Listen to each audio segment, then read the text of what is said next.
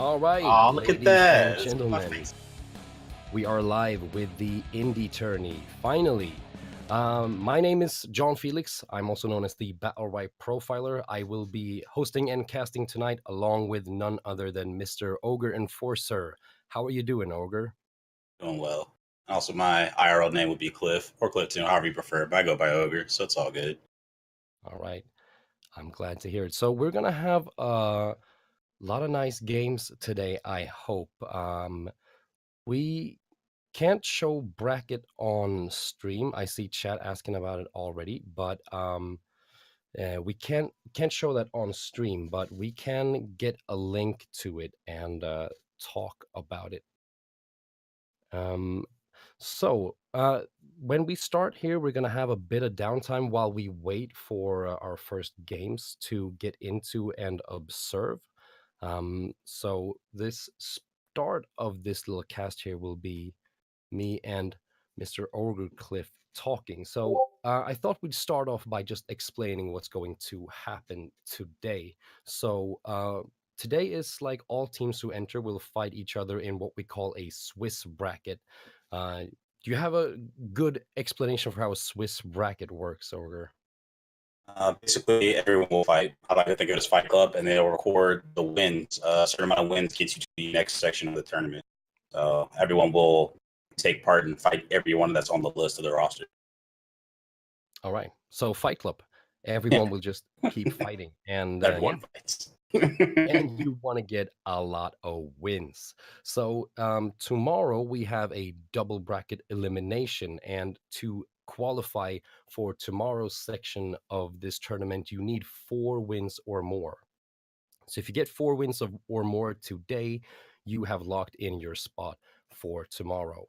But as you all know, you can win prizes for playing in this tournament. You can win indie games, Steam keys to indie games, and you don't need to qualify for tomorrow even to win those games. You get prizes per win. So if you get 2 wins or more, you have already gotten your team some Steam keys to indie games. So there's a lot of prizes being rolled out in this tournament.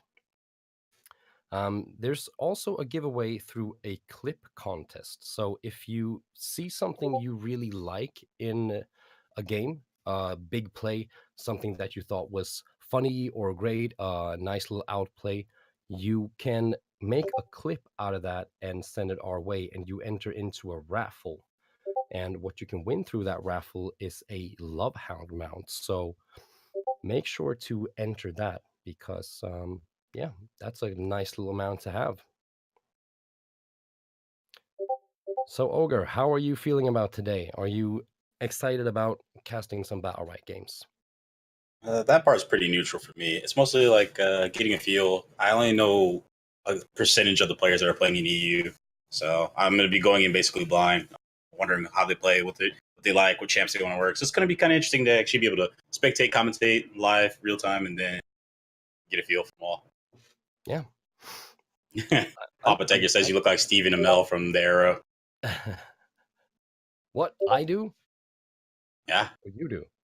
I believe it's you. I don't think it's me. I think I've heard someone say something like this once before, if that is directed at me. But I don't watch Arrow, so I'm not sure. But if it's directed towards me, I guess thank you. Maybe. I'm gonna assume he looks great. Yeah, Oliver Queen. Doesn't ring a bell. I'm sorry. Ah. I'm in the dark. I'm like you with the EU players. But I'm kind of in a similar situation. Like I might recognize a couple of names here, but I mean I think it's really interesting to get into a tournament like this where you don't really know the teams from before. You don't know all the players. Like when we see the drafts, it's going to be hard to predict what people are going to pick. So it's going to be fun to react to that and see how this tournament unfolds. And considering we have a Swiss bracket, I'm really looking forward to like seeing a team for like maybe the second or third time and see how when we've gotten to know them a little, uh, Mhm. to be able to like take a look at another game from them. All right. All right, Just so patiently standing by, waiting for the first couple fighters to drop in. So yeah, yeah, it's underway. I'm excited actually. yeah, I'm looking forward to this. It's gonna be real fun. I one thing that we didn't cover before we actually started the stream is how and where we are notified when we have our game to spectate. I guess it's in our little chat that we have in Discord, the secret caster chat. True. So, do we have any of the participants in chat already? Are there anyone watching this who are going to play today? Let us know if that's the case. And if so, let us know how good you're feeling about your team, how far you think you'll go. That just made me think of Because Moana. All right, sorry. Go ahead.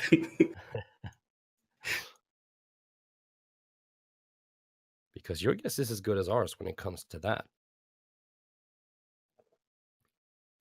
I'm gonna knock back quite a lot of water here because I don't know if you can hear it, but I've been going through quite a nasty cold. I'm pretty much recovered, but I still might get a little bit of coughs and stuff if I get too dry there. So if you see me drinking an insane amount of water, that's why. All right. Understood. So, is there anything we need to explain about this before we get into our first couple of games here? Well, there's one thing we can mention for everyone watching. This is something that we'll bring up quite a few times as viewers start pouring in by the masses. But if you head to the Twitter account of Indie Tourney, you can also win an indie game, a Steam key to an indie game. You can do that without competing, even. If you follow the Indie Tourney Twitter account and answer a question that they've tweeted, that simply is what is your favorite Battlerite character? You have a chance to win a Steam key to an indie game. So do that, and we'll select a winner um, after tomorrow's broadcast and let you know on Twitter if you won. So go check that out if you want the chance to win a nice little indie game. We got some ogre love in chat. Yeah, some Yellow Crush, good man there. Really Yeah. strong battle ride player. Also a software designer, Oh, engineer. really? What's the proper word for that? Yeah. Check out his streams. He works on code and good stuff like that. That's cool. What kind of software do you develop? Hey, Hopeless is here as well. Hey, I saw you in my stream. This is where the camera will be at, but I'll be following with the camera in game as well. Oh, that's cool. That's really cool. So, Hopeless, how are you feeling? You're fighting today, right? Oh, we're casting Indy. Yes, he is. Of Yeah, course he got my is. partner over here. My bosom buddy. See if my arm around him like so. Let's hang camera. Oh, wrong side. There we go. It's reversed. Yeah, there we Here go. I am.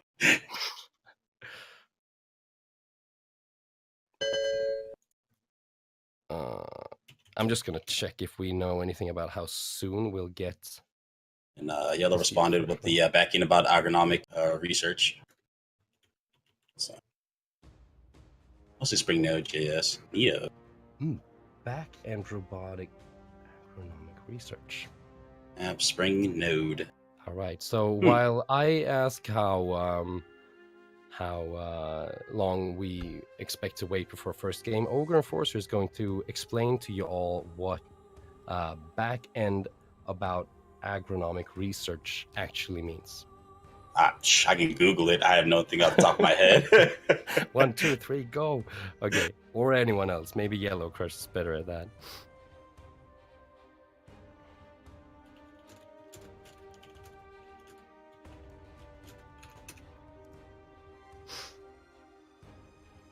All right, so it seems we're getting some information here. It seems like we are going to cast our first game shortly between Radovid Afrik versus Starlight. Starlight.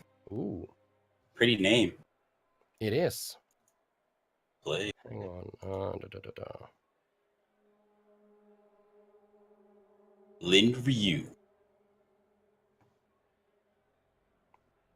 Playful Let's see banter in the here. chat. Love it. Guacamole.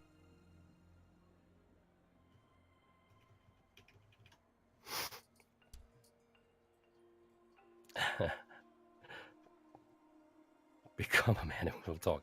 Oh shit, chat is popping off already. That's good. That's real good. That's what we want to see.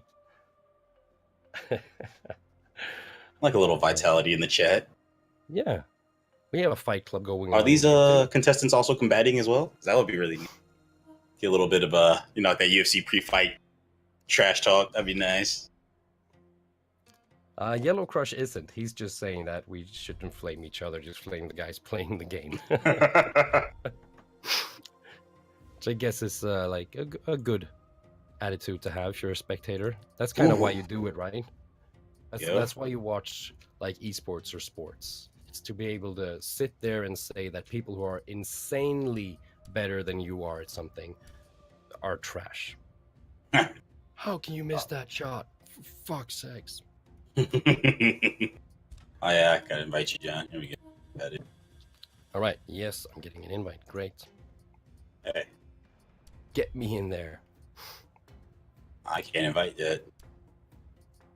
Alrighty.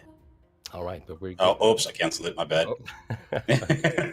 So I was definitely mashing that one. All right. Guacamole. Why do I feel like this name is familiar? This is an OG, isn't he? Which one are you talking about? Guacamole. His name looks familiar. It's a very popular dip. Thanks.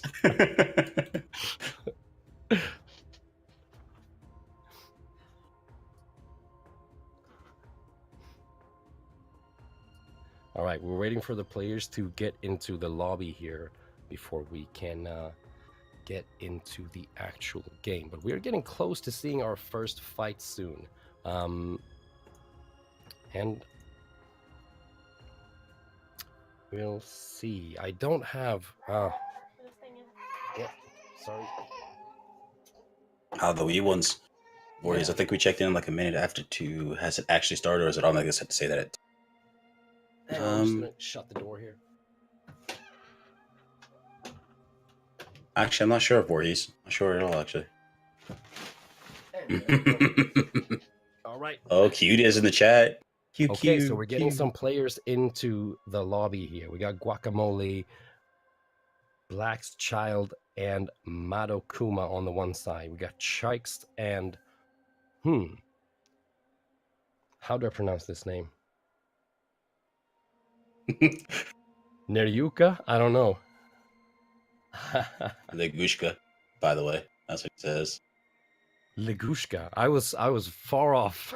I was I don't know. way off in my All in my mind I could just think of was spasiba. That's it.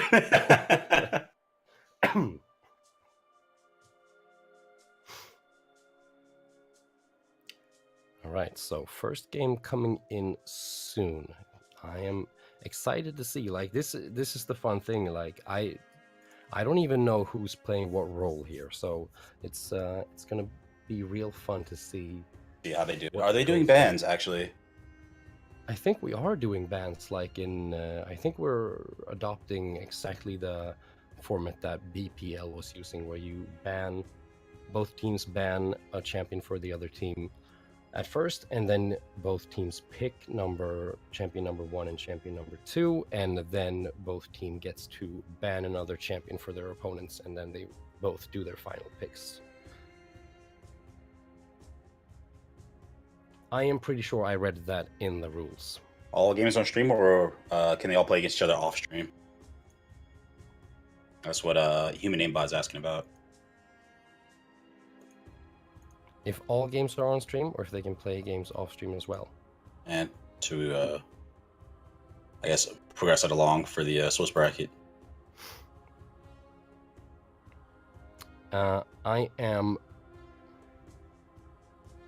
One game per round. Yeah. So they can play. Yeah, exactly. So as soon as we got a game, you guys can start yours. Exactly.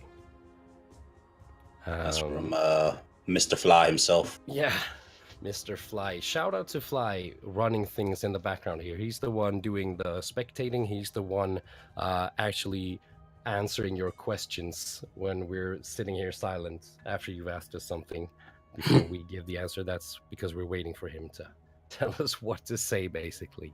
So shout outs to Fly in the background.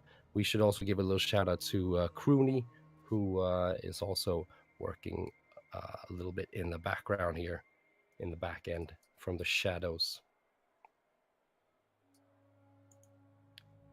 So we're still waiting for a couple of players to get in. Missing one of each from each team. From Starlight and I got the other name. Starlight was easy to remember.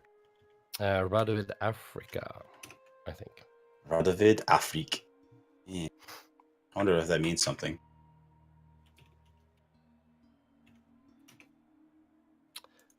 What's Radovid?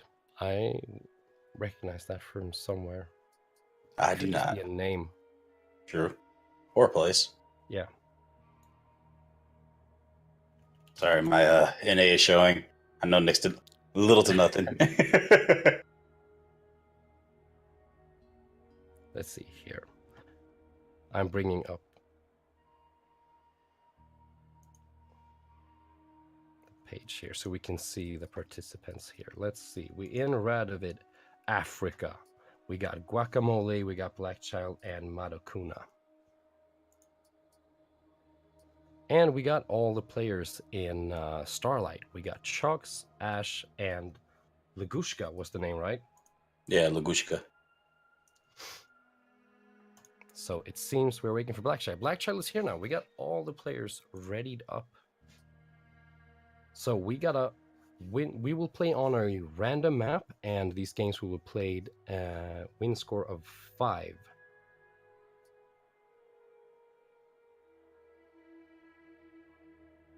So first to 5 takes the win. Ooh, first 5. Yeah.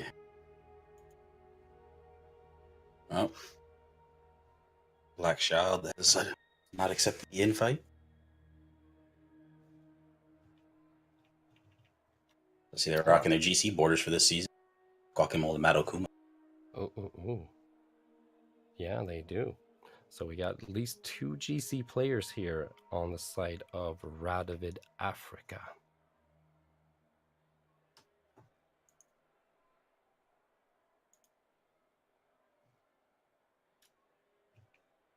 But where did Blackchild go? That's the question.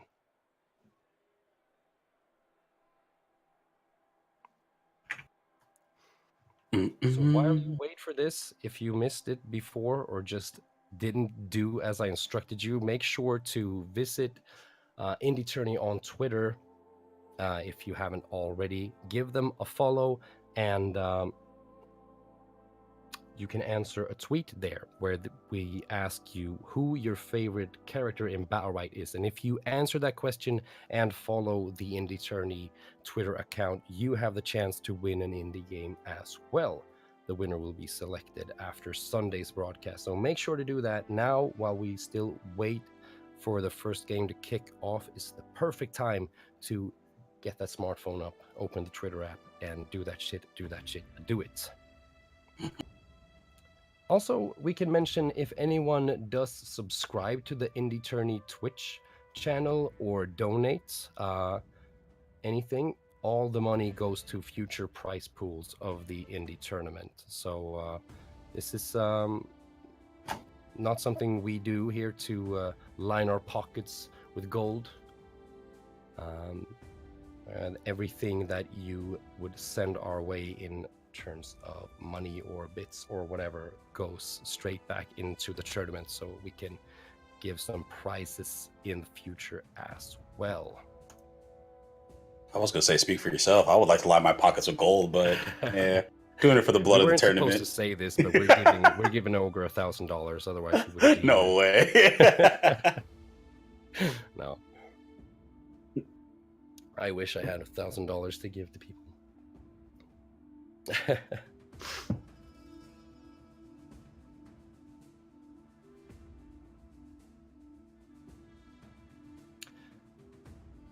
So So how currently, are their you last been? member is Black Child was having issues with Discord, so waiting on him. I'm not sure if he'll be able to get in there.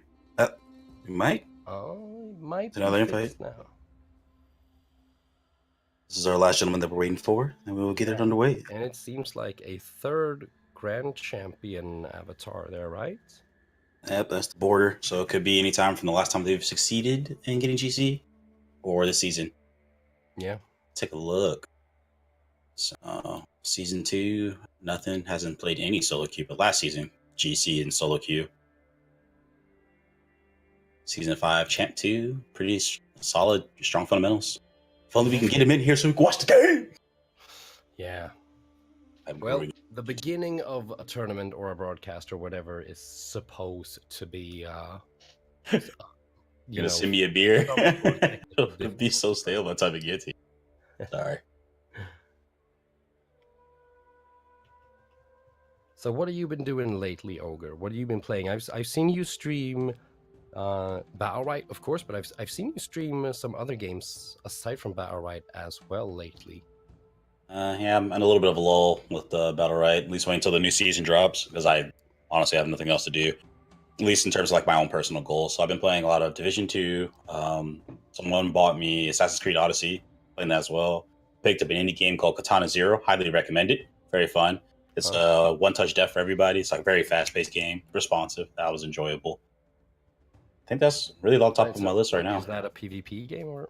Katana Zero is a single-player game. All right. It follows a very meta story about a soldier from a past war in the game. It's pretty good. It's really good. Maybe I'll try that out. Actually, I'm playing Sekiro now, when I'm not playing Battlerite. So So you'll be used to dying. It's fine. yeah, I'm used to that, and I'm used to samurais and katanas and stuff. Oh yeah, game is very nice. Your first run of it will probably be like 4 to 6 hours. I'm pretty sure they might start making speed runs of that game.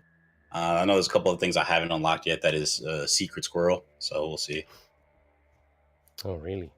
Hmm. Yeah, I do enjoy watching a good speed run. Hey, Kiwi Toxic. It's going well. We're waiting for the first game to start here. We've had some Is it technical Kiwi difficulties. Toxic or Kiwi Exotic? It's toxic, Is it? without a doubt. Oh, you're speaking from experience. Yes, no, I'm joking. It's exotic. I think I like Toxic better. You're now forever Toxic in my mind, Kiwi. Exotic. People could call me Toxic. Yep, look at his owning it. Oh shit! You know All right, how? Black Shield's in. We have all our God combatants. damn. We're I'm actually underway sorry. to start. Hype. I'm sorry, Kiwi. I've been reading your name wrong since forever. Okay, so we got Starlight with Raygon, Blossom, and Jumong versus Radovid Afrika with Raygon, Sirius, and Ulrich. We see a triple melee double support comp from Radovid Afrika. They're going to actually start doing the bans, so this might not be finalized, actually. Oh, really? Yes, because it's asking to do the bans in chat. Blackchild and Chuck. Ah, okay. I thought they had maybe done that before. Okay, then I'm sorry. Potentially. This might be subject to change. I was speaking ahead of time. I'm dumb. This is just what characters these guys had marked when they queued up. We're about to break it down now. So the bans would be one per side, ban one per side.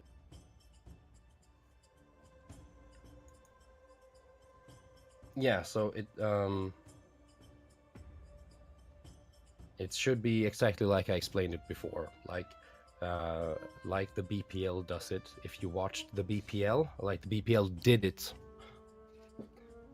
Wait, it's first both team gets to ban a champion, and you only ban a champion for the other team.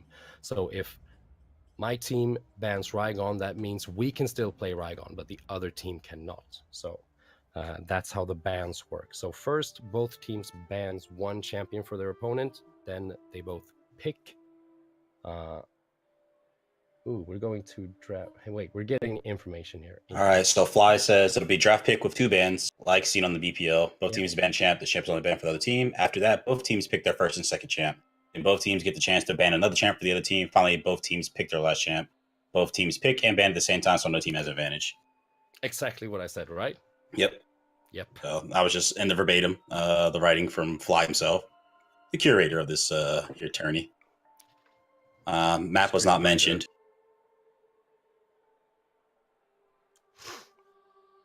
Okay, so it seems we have our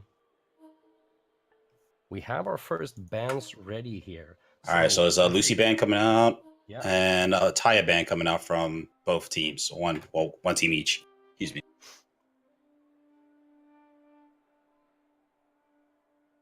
Yeah, so let's see here. Radovid Afrika banned Lucy, right? Exactly. Yes, so Starlight cannot banned play Lucy, and Starlight banned Taya. So Radovid Afrika will not get to play Taya. And then map is random. Teams can green on map though. Mobster Raider says. So that is the skivvy so far. Guacamole says pick serious. Yep, and I think we have a Interesting. Are they going for melee support? Maybe a double support team? Yeah. Possibly. Could be. Or either a double support or a triple melee, maybe. If you're counting the melee supports as melee. More or less. Definitely provide both melee supports provide a bit of burst, as well as Sirius can provide some hard CC. Not so much for Ulrich. Ulrich cannot do that besides his Condemn, which is that banish. Pretty much the hardest CC that he has besides his stun. All right, so it seems that Starlight is still discussing their first pick here, so they're not really sure what to pick. They're probably they're probably looking up the data on all these guys. They're probably typing it up, looking it up now. Also discussing the same thing we're doing here, like starting off with a melee support. What could that mean, and what do they pick? So they Chalks is going for Blossom for their team. Yeah. Radovic's going Blossom for their support. That's a very responsive support. Very quick cast times, almost all her abilities. Longest one I think is 0.7 on her E, which is the Boom Bloom that she can drop. So looking for someone that can probably provide very quick help and assistance, and also burst on top of it. 25 damage on EX space, and also 20 damage on the M1. Probably will go for Teldo's Quick Blade, I believe. Usually that's the item they pick. Otherwise, I'll probably go Harder Boulder Pass. Look at see that. Or Amaryllis. Yeah. There's definitely going to be some Void Reapers coming out. Also, like a good support to have against all of that burst that a lot of melee champions could provide. And also, isn't she a pretty good support to have if you want to have like two melee champions yourself on your team? I feel like she's a good support to play with if you have two melees to work with, if they want to answer a lot of melee champions with a couple of melees of their own. Definitely some variety for her choices if she decides to go for it. All right.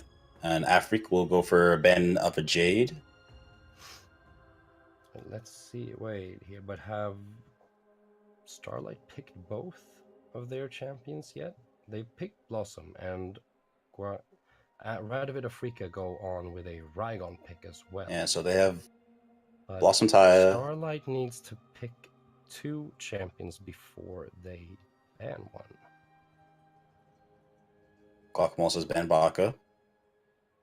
Second round of bans are coming out, banning Jade and Bako. Yeah, the Sharks did type earlier pick Taya before Blackchild asked if they go first. So they're probably going with Taya and Blossom. And then Yeah, so they're going Taya Blossom Freya. Actually, that is the comp. Starlight is going Taya Blossom Freya, and let's see what Radovid Afrika rounds out their comp with. It's a Croak. We got a Oh, Rygon Sirius Croak versus a Taya Blossom Freya. Okay, so initial thoughts here, Ogre Enforcer. We see the comps now. What do you think? very strong engage on the side of Starlight. Especially if they time it just right. If Taya Haste and Rygon has snare on both his M2 in space, he can definitely lock her down, and Crow can follow up, either going straight for the Blossom or the Taya. Looks like they might actually ignore the Freya. Depends on what rights the Freya will decide to rock. So we'll see what Lakushka decides to do. But I can foresee a very strong press for the back line, and then killing the Taya if they can as fast as possible. She'll probably go harder boulder pass because they're just going to try and run her down. Yes, that's probably a very good idea. That's the idea. All right. Sorry for the delay, ladies and gentlemen. Now we can get to the actual meat potatoes of this tournament. Yes. Oh boy. Ready. Is the map set yet? Yeah, the map's been set. So we're playing random maps today. Tomorrow in the double elimination, when we aren't playing best of ones, I think teams will be able to pick maps. I think we'll talk more about this tomorrow, but I think the way it'll work is that they start a best of 3 with a random map, and the next game, the losing side in the first game gets to pick a map. So that's how map selection will work tomorrow, if I'm not mistaken. But today, I think we're going full random. I'm sorry. I want to ask a question. Can you answer to Origin? You made a team with future Amster they can play. It would be so cool. You would have to talk to Fly or Mobserator. Actually, sorry, Groony. I think Groony's the man you want to speak to. That is probably right. So they can post their picks at the same time. I had the pre-selected here shown in your stream. Okay, yeah, I can do that. It might be too late to add any new teams since the bracket is already live.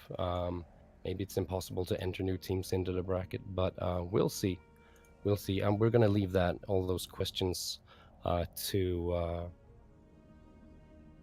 the people who are actually in charge of this thing. We're just telling you guys what we're seeing when we're looking at a screen here. Yes. Okay, game is about to All right, bro. Yep. Starlight versus Radovid Afrika. Or Africa. I'm so used to the LCK that I'm calling them Afrika. Okay, here we go. We got some neutral coming out. See with some of the rights that Freya's using. Double hammer, as expected with jolting him. They probably will see if they can get some ults out Freya first. All right, they're going for the back line. They're going for the Blossom. Blossom escapes out, pushing back towards her spawn. Red team actually has control of the middle, but they're going to see if they can get some more pressure out. Double root coming out from the Croak, rooting above the back line. They may have potential for a kill here. Harder boulder pass pops on the Blossom. I predicted it. A lot of pressure coming out. They're isolated though. Freya in the bottom left. Croak's going back for the greens. Ult's coming out already for the Taya. Does she have the ult right? No, but she does have snare to harass the melees and keep them distance away from her. Actually, very good damage coming out on the blue team so far. The ult dropping from the Blossom, being damage on the Sirius, based on the counter. He's actually in a dangerous spot right now with nothing else. No space, no Q.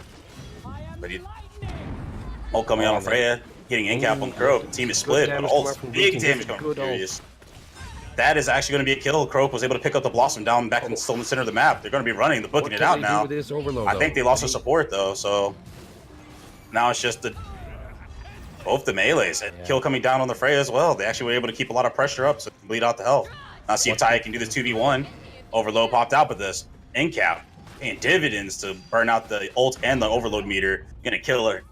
And that'll be the first round. Ooh, Radovid. That was spicy. It up. But that was a very good start from Starlight. They started off very well and managed to deal a lot of damage and cope with the aggression of Radovid Afrika. Better than I expected, actually, looking at these comps. But as I predicted, they're definitely going to be dealing with a lot of pressure. Rygon opening up, and he did get the snare on his M2 on M2 space. Long width for post, so he's trying to do a little bit of aerial lockdown on the whole team. But yeah, Blossom did make a very smart choice to pick up the harder boulder pass to survive the burst damage. But it's just a little bit of a case of the unlucky positioning. The Croak was down there from waking up from being in-capped. I was Little just gonna say impromptu nap. kudos to Croak for kind of securing that round. He was in a tough spot there at first, but he managed to pick off Blossom there, and that kind of decided it. Let's see what See what happens. adjustments comes out in round 2.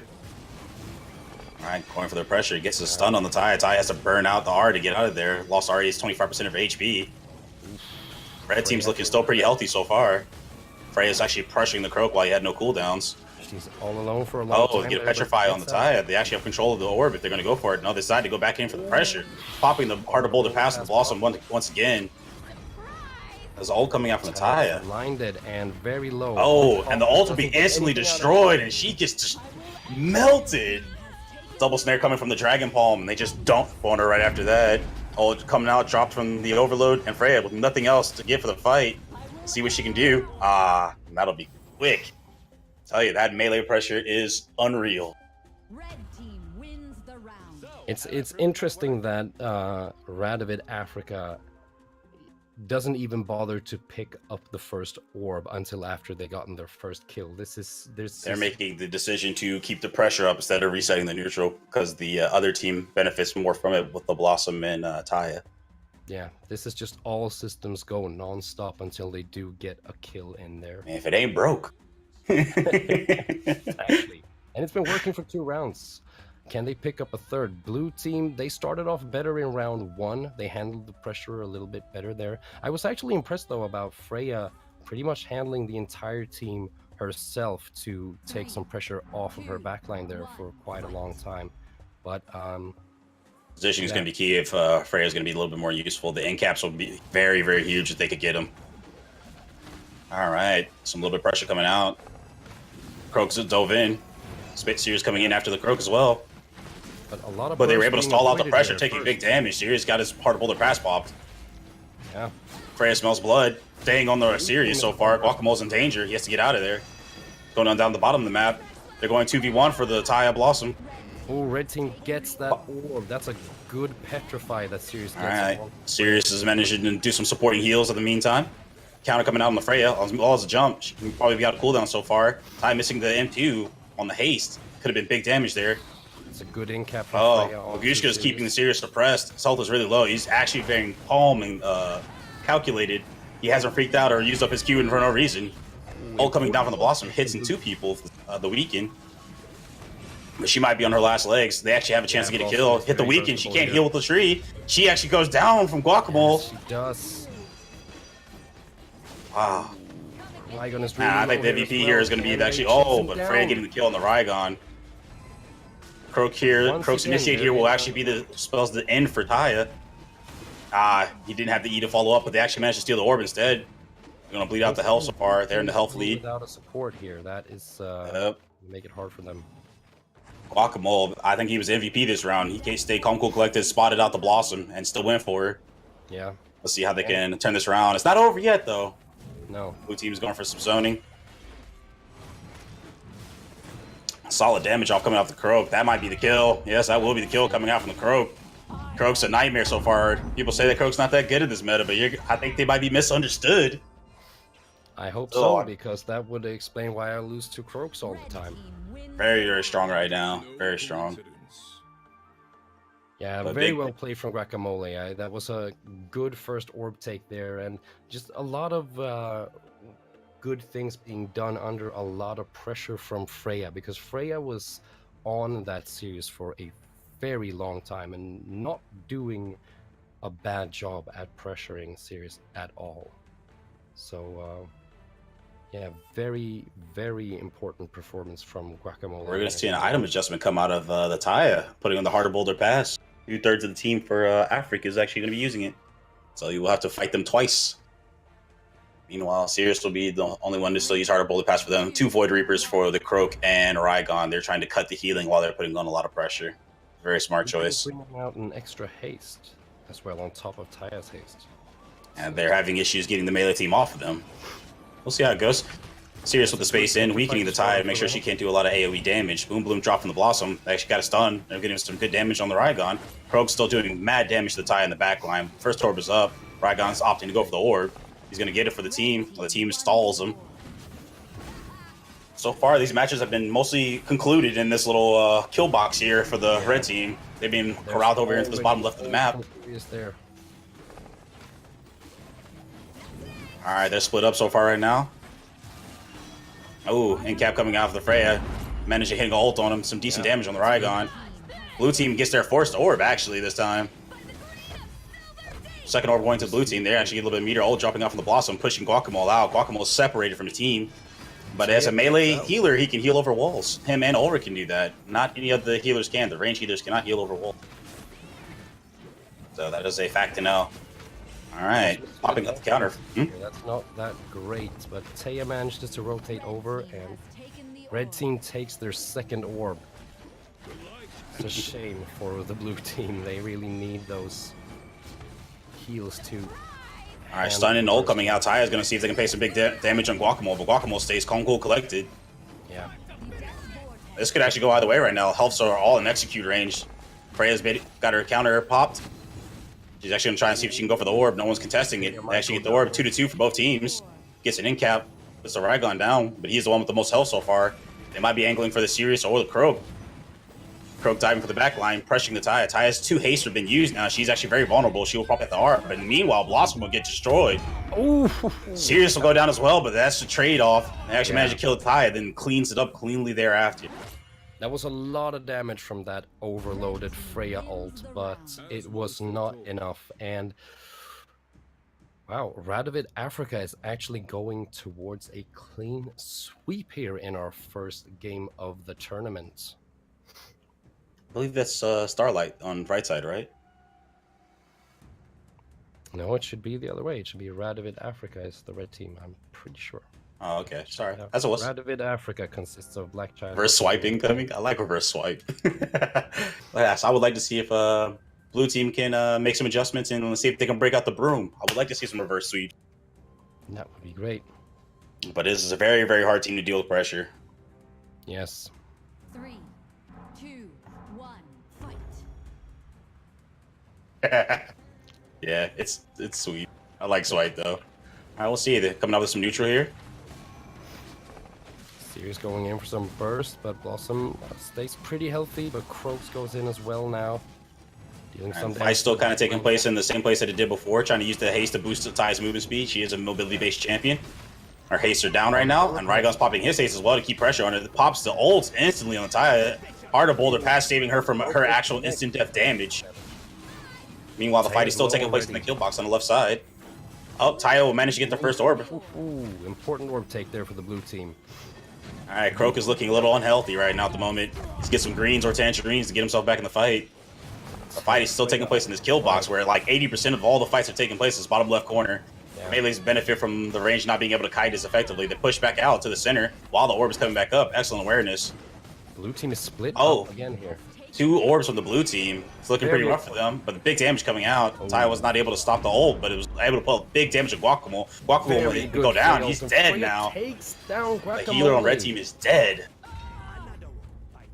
Quick answer there though, and with a kill on to the Freya. They answered back and managed to kill. Wow, I didn't even catch when the Freya died, but they managed to kill the Blossom quickly after their support died, and that'll be a 5-0 to Afri. Yeah, very intense first game here. A lot of action. Basically non-stop aggression here from. So went as mostly as I predicted. Actually, the matchup. It was a good fight. Damn good fight. It really was, and I have to say, I think even though the score was 5-0, there were a few rounds where I think Starlight actually handled the aggression quite well, dealt a lot of damage. This last round, it almost looked to be in blue team's favor there for the beginning of that round, but once you get caught by this triple melee big burst damage team, things can go south quick, as we saw 5 times in a row. So a couple questions that popped up in my head. I was wondering if they actually had a Pocket Destiny pick. That would have been very, very good to deal with this melee team. Destiny is known to be very well to fight against melees. They may not have one. That would have been a good pick, as well as potentially Jumong. Jumong could have been a good option with his proud glowing material, as well as going hard to boulder pass. Could definitely stall out a little bit more effectively than Mike.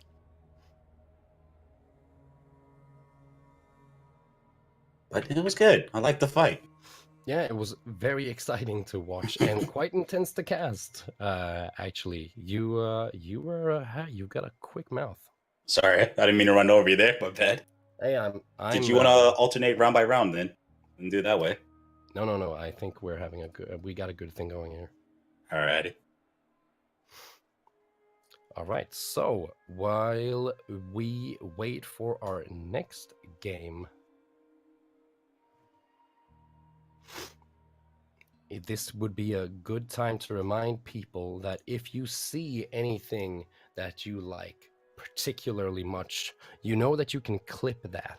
And if you send that clip our way or let us know that you got a clip going, you can enter a raffle for a Lovehound mount. So if you see something really cool, perhaps already in this game, make sure to clip that and enter the raffle for that Lovehound mount. Indie Tourney is generous, I have to say. Yes. Give it to the crowd and the people participating. What do you think about Elsa for that blue team? Actually, Elsa's another good choice. In the 3 melees, she could actually proc multiple freezes, and she can use the shield build I personally like, where you can put shield on an ally with E, and you can cover everyone if you go Wintry Blast. If 3 of your teammates have the shield, that's 42 damage free if they're all standing on top of each other. That's more than her ult, and she can build quite a bit of damage and still slow them, which is, I feel, as a melee, soft CC like slow snares are actually more annoying than hard CC, because now you can't even close the gap without using your abilities. Which is why Taya went for the snare on the haste M1, but she just can't keep haste up long enough for it to be useful. And she's always running the risk of actually proccing counters, because you want to go for the safest option for Taya, which is the return boomerangs. They can't be procced by counter, but the boomerangs, when they're initially going out, can. So it could have worked out. Could have worked out. Yeah. It was just very, very rough for them. As soon as Raigon got picked, Raigon is like the Taya smasher.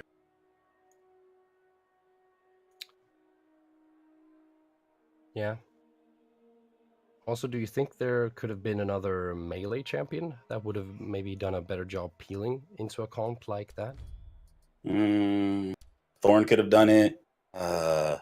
Ironically enough, another Croak. Yeah. Let's see.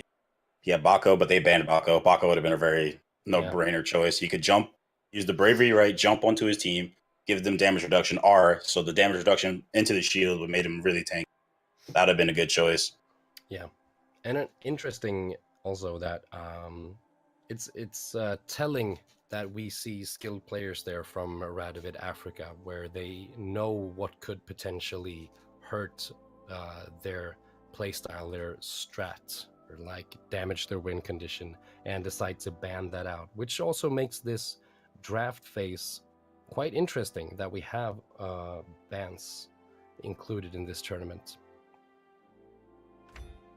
So let's see here.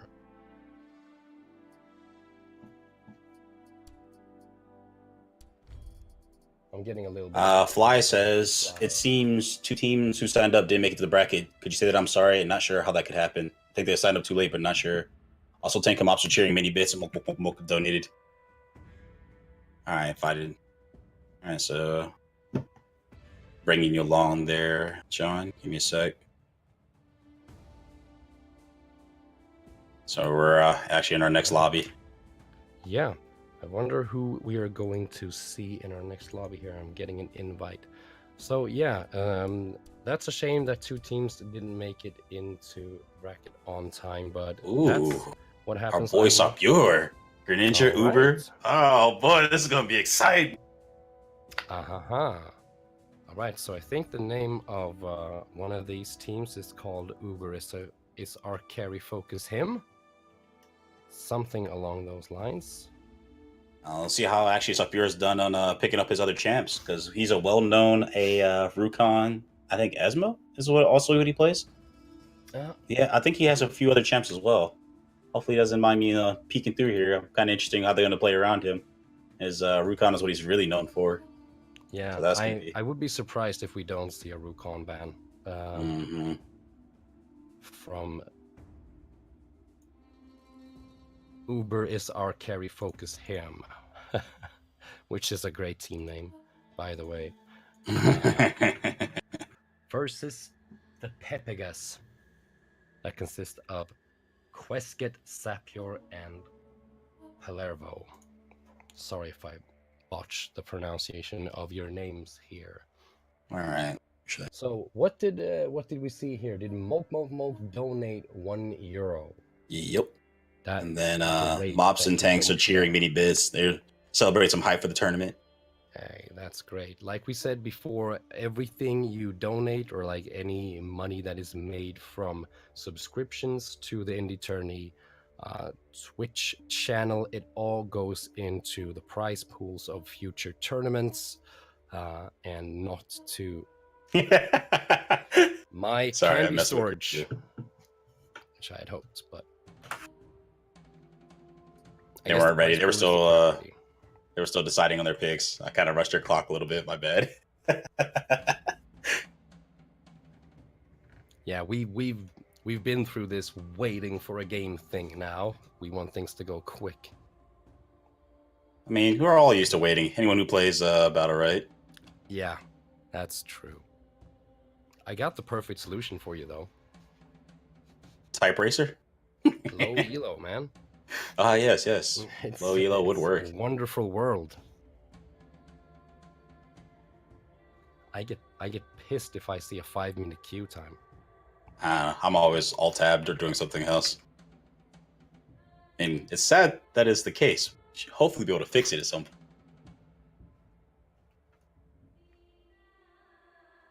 Well, hey, it seems Mops Raider keeps throwing those bits in.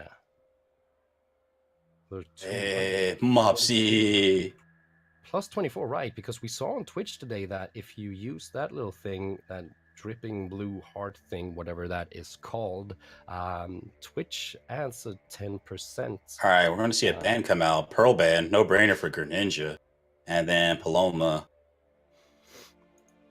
So Paloma Band and a Pearl Band. All right, so we are yet to see a Rukon ban. They wanted to get the supports out of the way. Greninja is a very, very solid Pearl player. And then Paloma. I'm not sure who is the Paloma player they're aiming for. No, but it's still interesting though that Rukon is not a ban here in the first phase. He does have limited amounts of CC, and he kind of has to stick to someone in order to pressure because his damage is all sustained, unless he's going to go for a Shadow Bolt build, which would be interesting. Yeah. All right, so Blossom and Ulrich.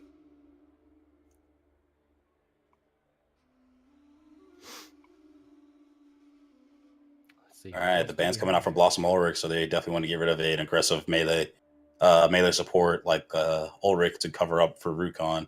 So there would probably not be a Rukon ban until it's actually after they picked, unless they decide to go for a range first.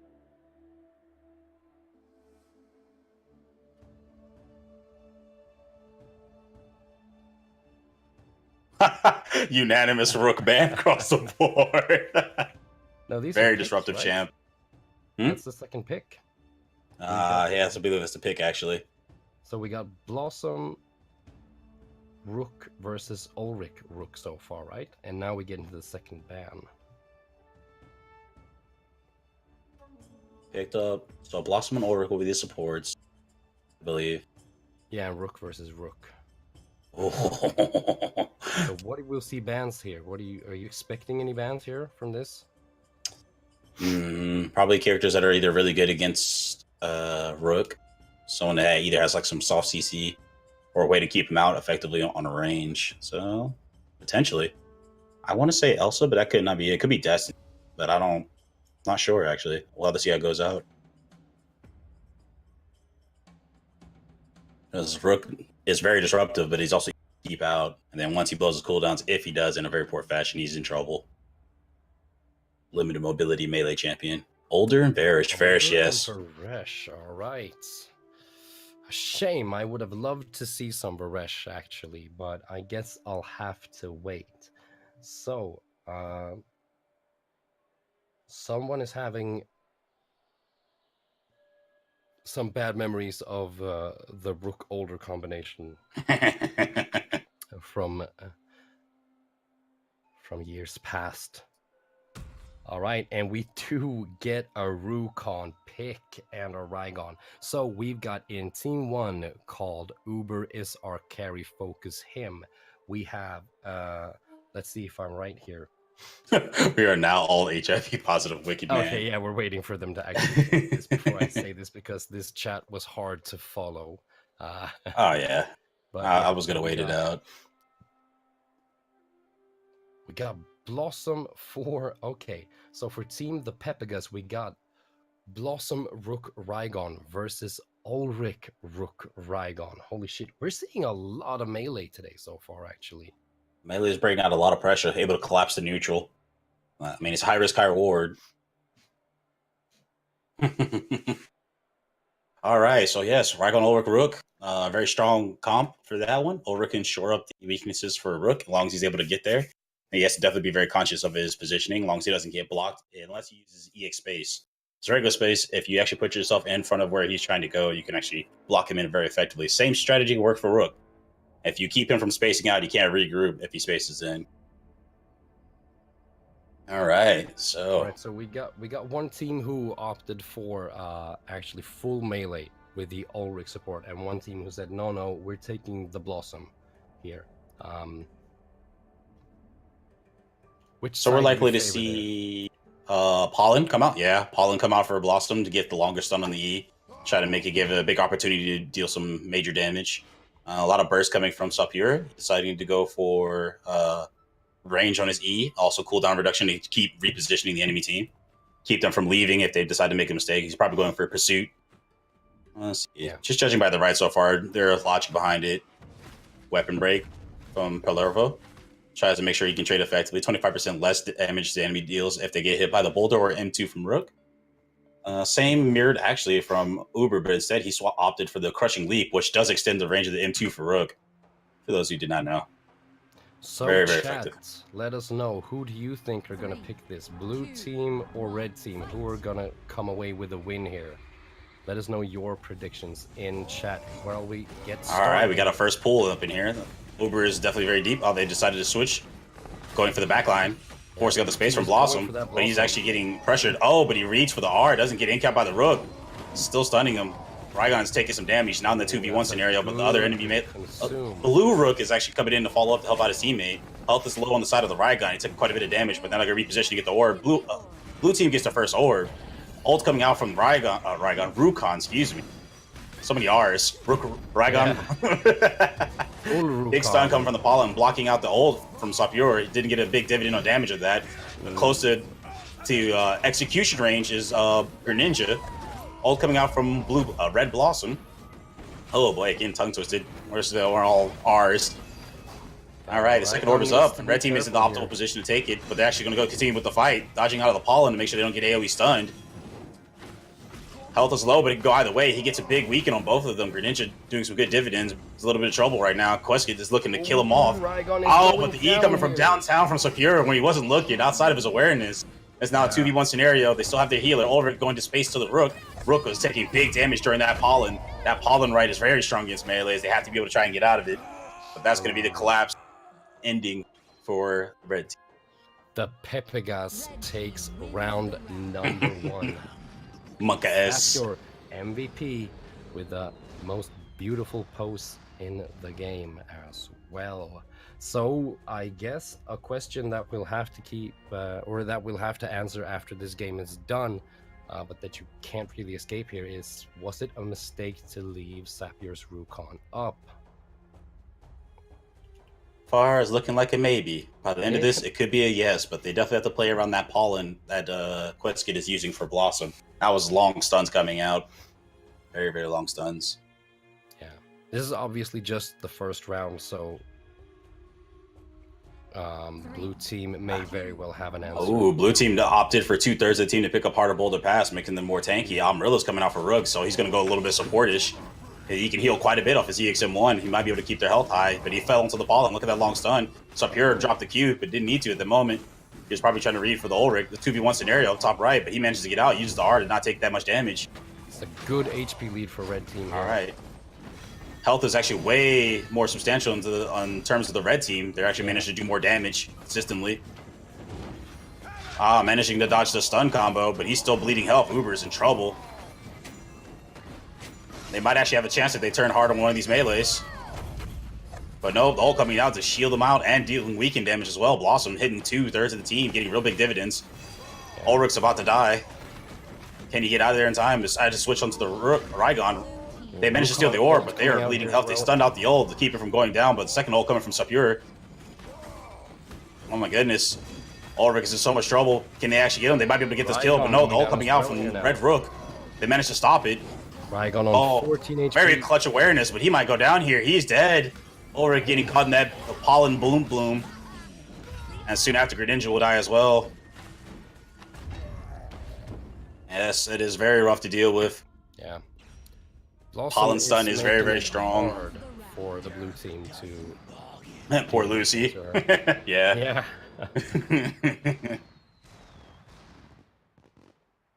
Oh, man. That is very brutal.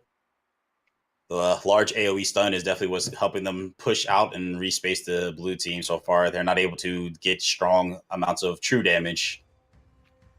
So how would you say the blue team needs to adapt here to this, to start picking up some rounds?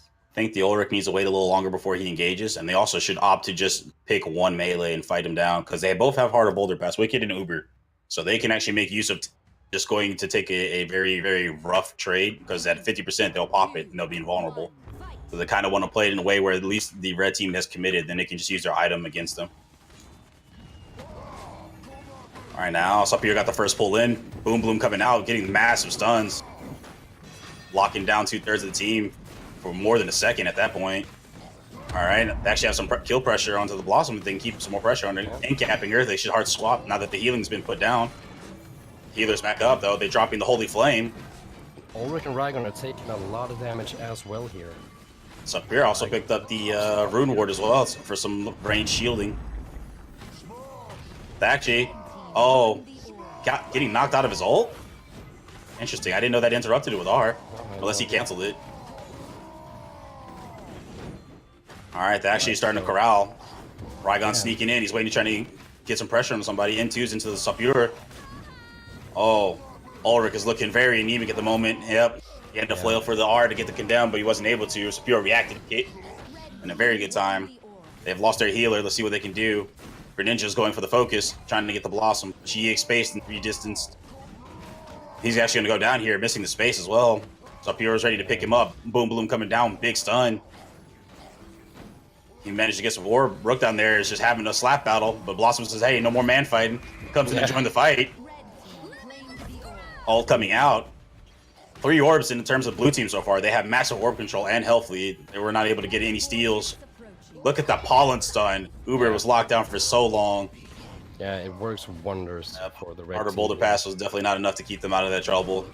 As long as she just throws it in a good spot.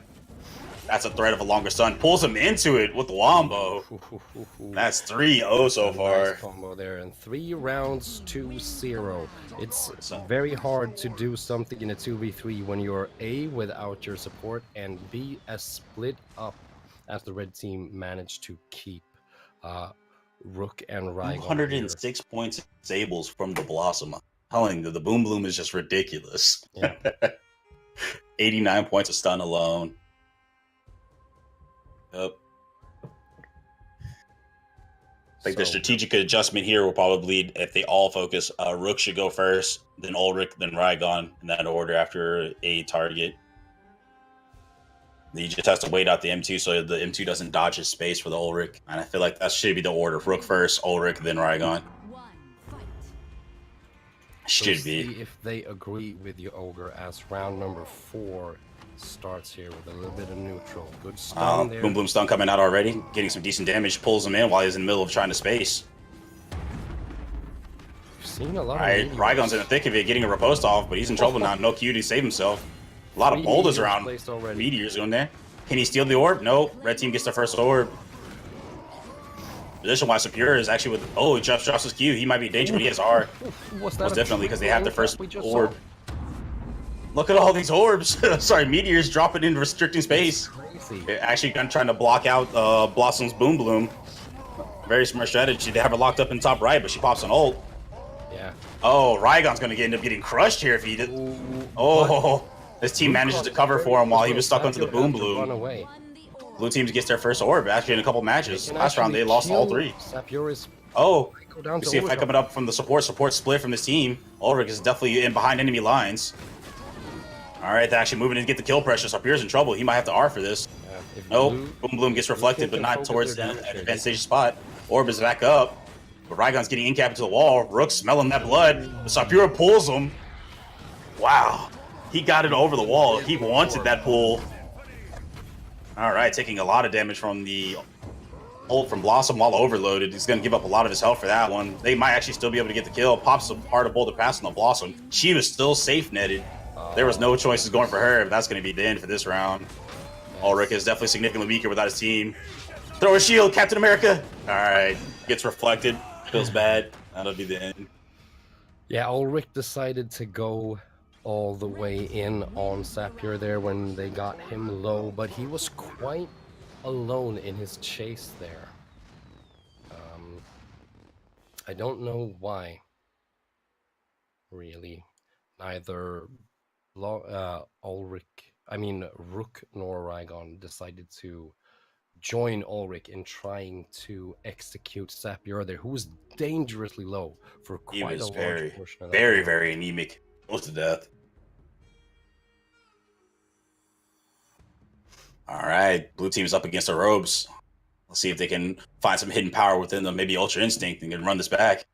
Will we see our second 5-0 for the day here in our second game?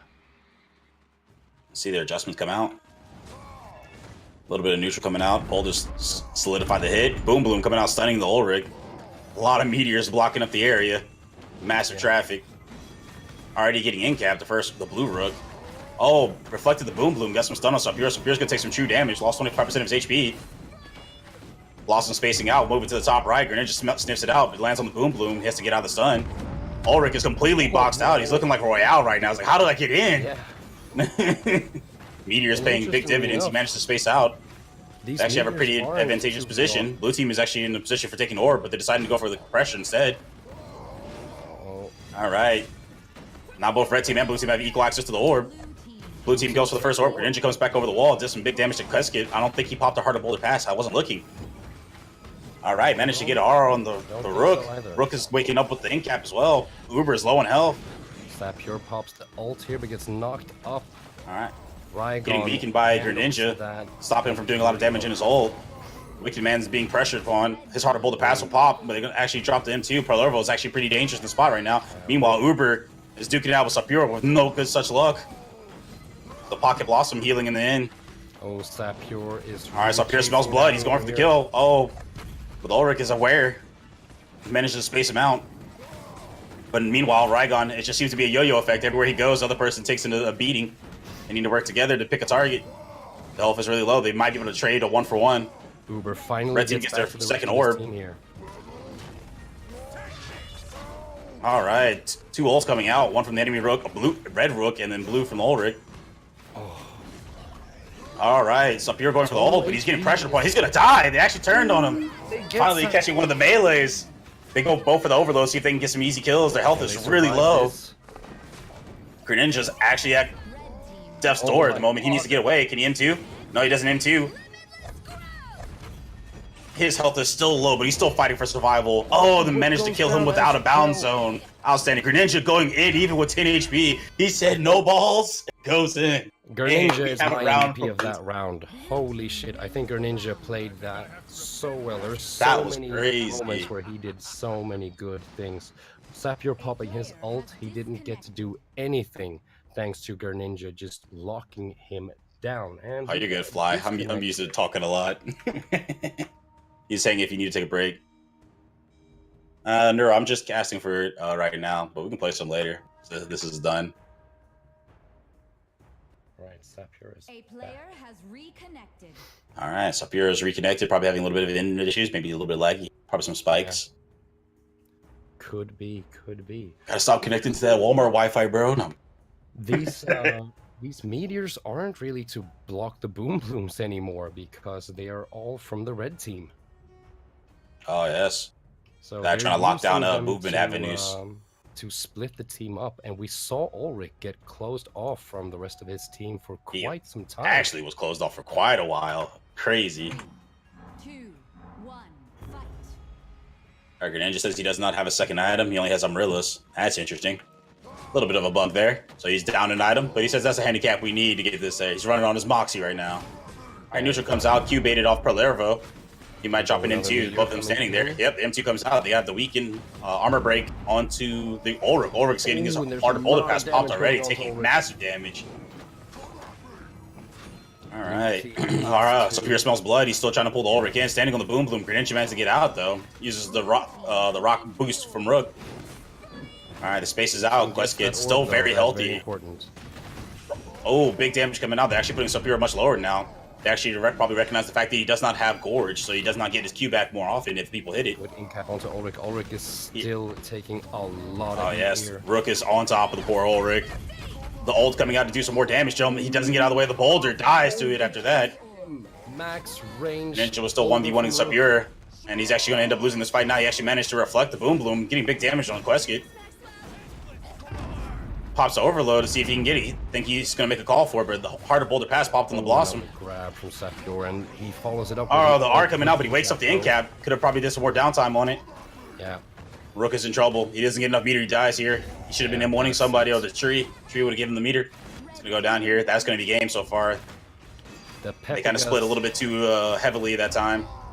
There we go. The Pepigas picks up round number 6 and takes home the game with a 5-1 score. Another hectic action-packed game to cast. It was intense. Very, very intense. Also, Fly wants you to talk more. Apparently, I'm running over you while the action picks up. Sorry. Hey, I'm totally fine with it. You have a knack for casting. Getting me to shut up is the trick.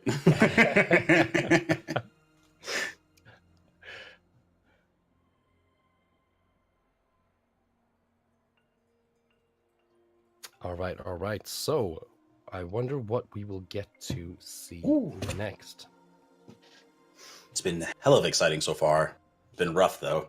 Yeah. Definitely a couple gaps maybe into the execution. It didn't look like bad team picks from the beginning, so just a couple gaps in execution. I'd like to see a closer match. I want some 4-4s, 4-5s.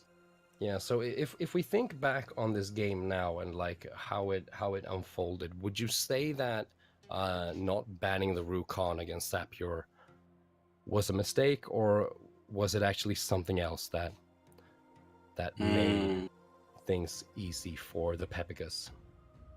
The Pepigas definitely had a very strong safeguard in terms of the stun for Pollen for Blossom, as well as her harder boulder pass if they decided to switch to it. It definitely would have to just properly execute. I think actually the Sapir Rukon pick was solid, letting it like through. Ooh. What was that? Hey, what up, Zeri, with the donation?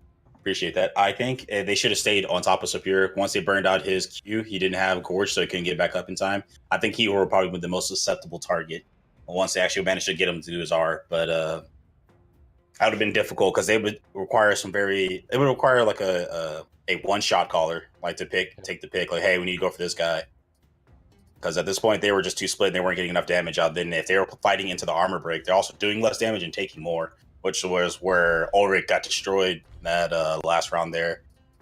He got caught for the armor break and then he had nowhere to go. Yeah, that was a sick boulder toss to secure that kill. That was a max range boulder. Ulrich clipped his pinky toe. That was unfortunate. I hate to see that happen. That was all he had left. He was trying to get away with the skin of his teeth, and that is exactly what that boulder hit. That was a really fun game to watch, though. There was a lot of action, and I think I'm looking forward to seeing what Uber is our carry focus him can do in other games versus other teams here, because I think we saw a lot of good things from them, even if the match was kind of one-sided if we look at the round score here. So Hopeless is asking who we will be casting now. That is a great question, Hopeless. I'm looking forward to that answer. But we'll hopefully get into a new game real quick.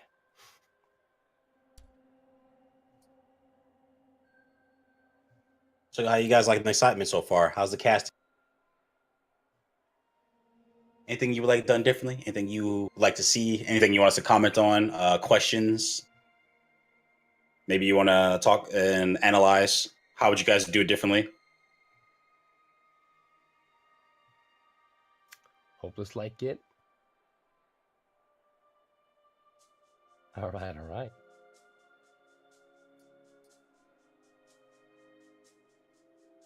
So is it just me, or are we having, or are we gonna see a game versus Jerninja's team, Uber is our carry focus him, and Radovid Africa? Zero, I'm doing some casting. Nothing too special. I was You asked to do guys it got by Mr. less Fly. technical difficulties than SLS. Boom! Shots fired. There we go. All right, got the invite. Where are we headed now? Oh, this team's almost already ready. Excellent, excellent. Okay, wait, I'm in here too. Maybe I was in the wrong lobby. I Oh, was we in were the just wrong in there. lobby. All right, Sapir's team versus Reyes' team. Ooh. I actually don't know their names, but I do know Reyes and Sapir. Very, very strong, solid players. I should know Questkit, actually. The name looks familiar. Yes, you should. And we saw a great game from the Pepigas. Sapir, Palervo, and Questkit. Oh, I should press ready. The team names is Team Multinational versus the Pepegas. Yeah. So Team Multinational is the game race. we see from the multinationals here, and coming straight off of having seen a great performance from the Pepegas. So it'll be interesting to see if the multinationals can put up more of a fight here. We got two Grand Champion borders here in the multinationals, it seems. Actually, let's look through their track history. See what's up. See what's up. Oh, that's because again, when we get into draft here, will we see a Rukon ban versus Sapir? I'm kind of hoping we do, because while Sapir's Rukon is absolutely beautiful to watch, it would also be very interesting to see what Sapir would go to if he doesn't get his Rukon. a little bit of trolling in the chat. You're like, it's a blind pick? No.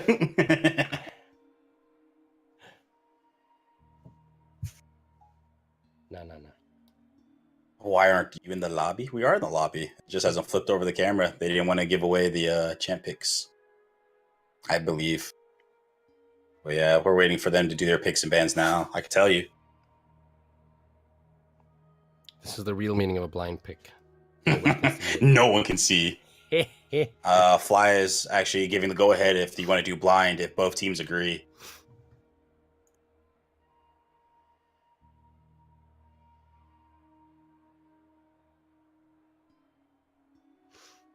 I know, but... And we're hearing calls for a Freya pick coming out from Sapir's team. Yeah, but it seems like the multinational doesn't want to go blind, right?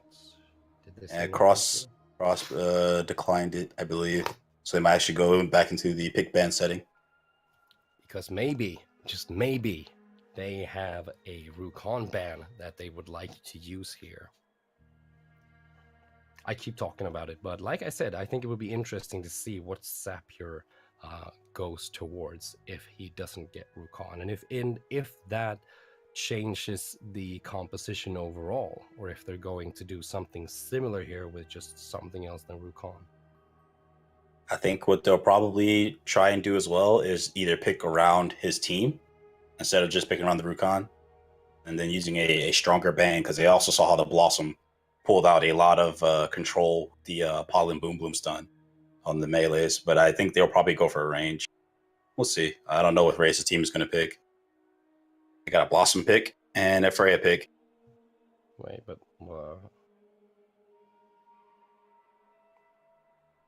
Or is it two Blossoms? I'm not sure, actually. It's hard to read from the chat.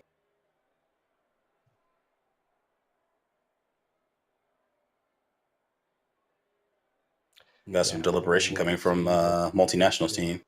Yeah. But is it just me, or did they pick champions before they banned this time? I believe they were trying to go for the agreement blind pick, but I believe they're actually going back to the pick bans now. But So you could also just wait it out and see what happens. So many GCs in this lobby, so I really don't mind whatever they pick.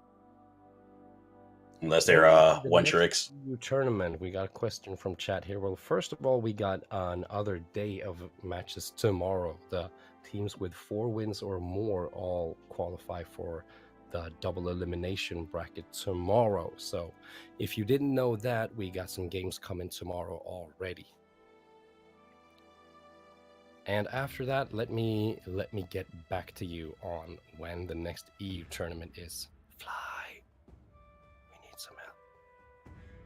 All right, so we got our first bands coming in here. We got Baco ban and a Rygon ban. Banning Rygon and the Pepegas banning Baco. Baco must be really strong and high level then. Seen 2 Baco bans actually now. And I'm thinking back, we saw to the last game, we didn't see a Rygon from the Pepegas. The Rygon was going to be on Greninja's team. Yeah, it was on. So yeah, I still find it interesting that people choose not to ban. I think the logic is they're either going to try and stop a second melee. I believe they're actually Palervo and Sapir are both melee main. Yeah. So they're probably trying to restrict all their melee options. And these players may very well know more about all of the players they're facing here than we do. I mean, one thing that we know here is that Sapir is so famous for his Rukon, but these guys might know something about Palervo's Rygon that we don't. That makes it a lot more reasonable to. Sapir got a Rook pick. I think Palervo's going to go Rook again. So we'll see a repeat performance from him. Yep. It's looking like the same team matchup for the Pepe. Oh, Sapir switching to the Freya. Really? And Fly is announcing we got no date for our next tourney yet, but we will announce it on Tuesday's Egg Brawl stream. So that's when the next date for the tournament will be dropping. All right. Oh no. So Freya Rook, Blossom, 14 Pepe guys and multinationals going to go to Freya Blossom and Taya. This could be rough. I believe Taya and Blossom are in the most danger of getting their booty cheeks smacked. This is definitely gonna be doing a lot of pressure. Freya Blossom Taya comp today.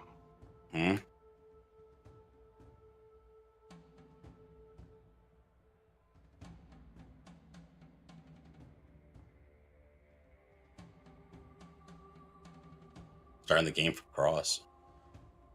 All right, here we go. All right, we'll have a delayed start. Seems someone needs to restart their game when we do get in here. So we'll take a look at that, and then our match should be underway. Sorry for the delay. Bar. Those delays are usually rather short, though. If you just want to restart your client to make sure that you're not getting any lags. A player has disconnected.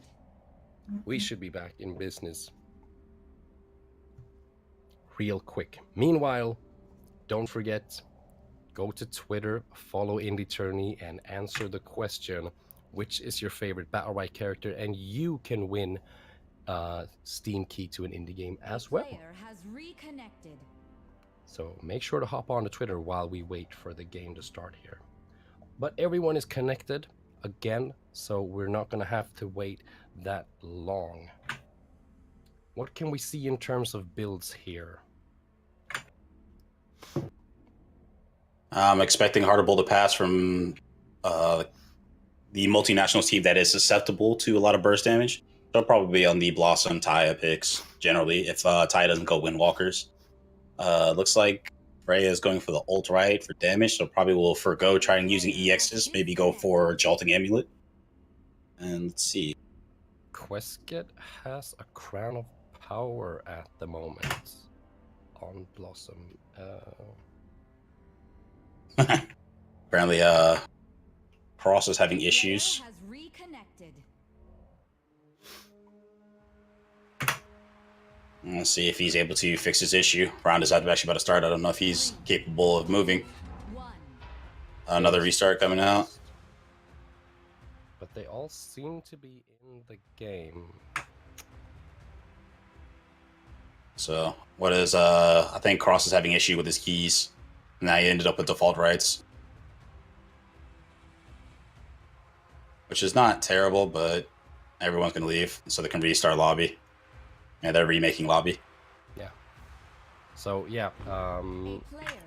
So Cross was having a little bit of issues. I don't think he could move or something of the nature. Yeah, there was something with his keys, and it ended up in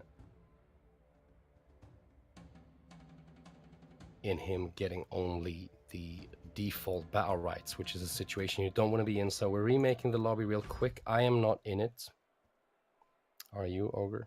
Yeah, we'll be standing by when we get the invites.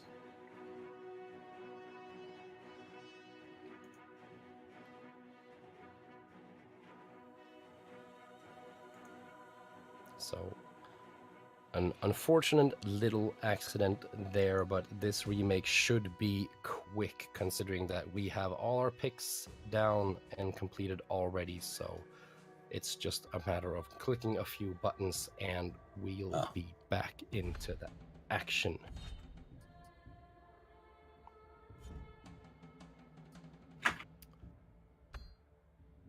So I wonder, we saw...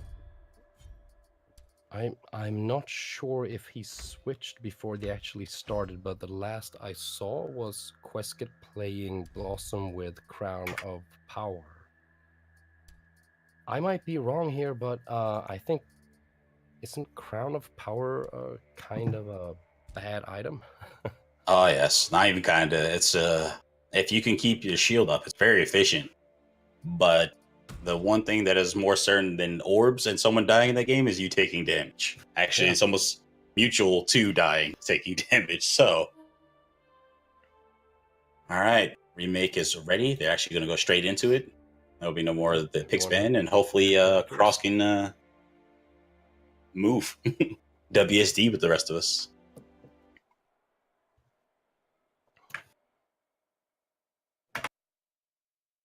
All righty.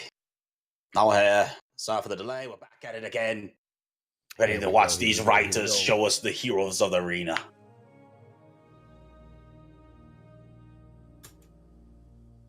Let's see what kind of skins they're rocking.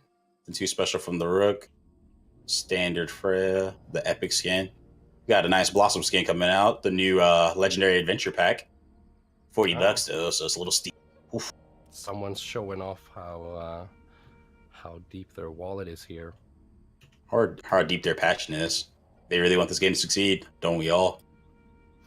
Yeah, and it's a good statement. Like, I got money. Alrighty. Or maybe that's just the chicken emotes. I'm not getting a chicken emote. That's not for me. As much fun as the potential obnoxious factor is, just not for me. All right. Oh, yeah. So what was I saying before? I think the strategy for Reyes is probably going to go for Jolting Amulet since he's going for the ult right, Thunderstruck. Basically, if they can catch him in the ult, it'll stun for 1 second and follow up with another M2 to guarantee another in-cap or another plus 24 damage going Thunderbolt. I'm foreseeing Jolting Amulet come out for Reyes. Probably harder bolt to pass for Cross and Windwalkers for Taya. Meanwhile, on the other team, I foresee... harder bolt to pass for Taya as well. 2 harder bolt. Oh, yeah. Harder bolt to pass. Freya. And they're trying to safeguard their damage. We got the Windwalkers on Rook though, so he's wanting to chase. All right, we got some backline diving pressure for Sapir gets boxed out. Rook's going in to follow up. They know that Blossom doesn't have a space. Fight has been taken to the Blossom. They're trying to pop her Heart of Boulder Pass. They know that Taya and Blossom both have Heart of Boulder Pass. Low on health right now as Blossom Quest is getting destroyed. Because Crown of Power was the pick instead of Heart of Boulder Pass. I feel like it would have been more useful. Now with no bonus damage, it's effectively have a useless item at this point. Blue team does get the first orb though, so they get a little bit of meter. But both Freya and Blossom. All right, Freya is at execute range. Health is low. Managed to get some greens, get a little bit more healthy. Got to get that spinach. Goal coming out, lock him down. Yep. Reyes with the ult right, going for the 1 second stun.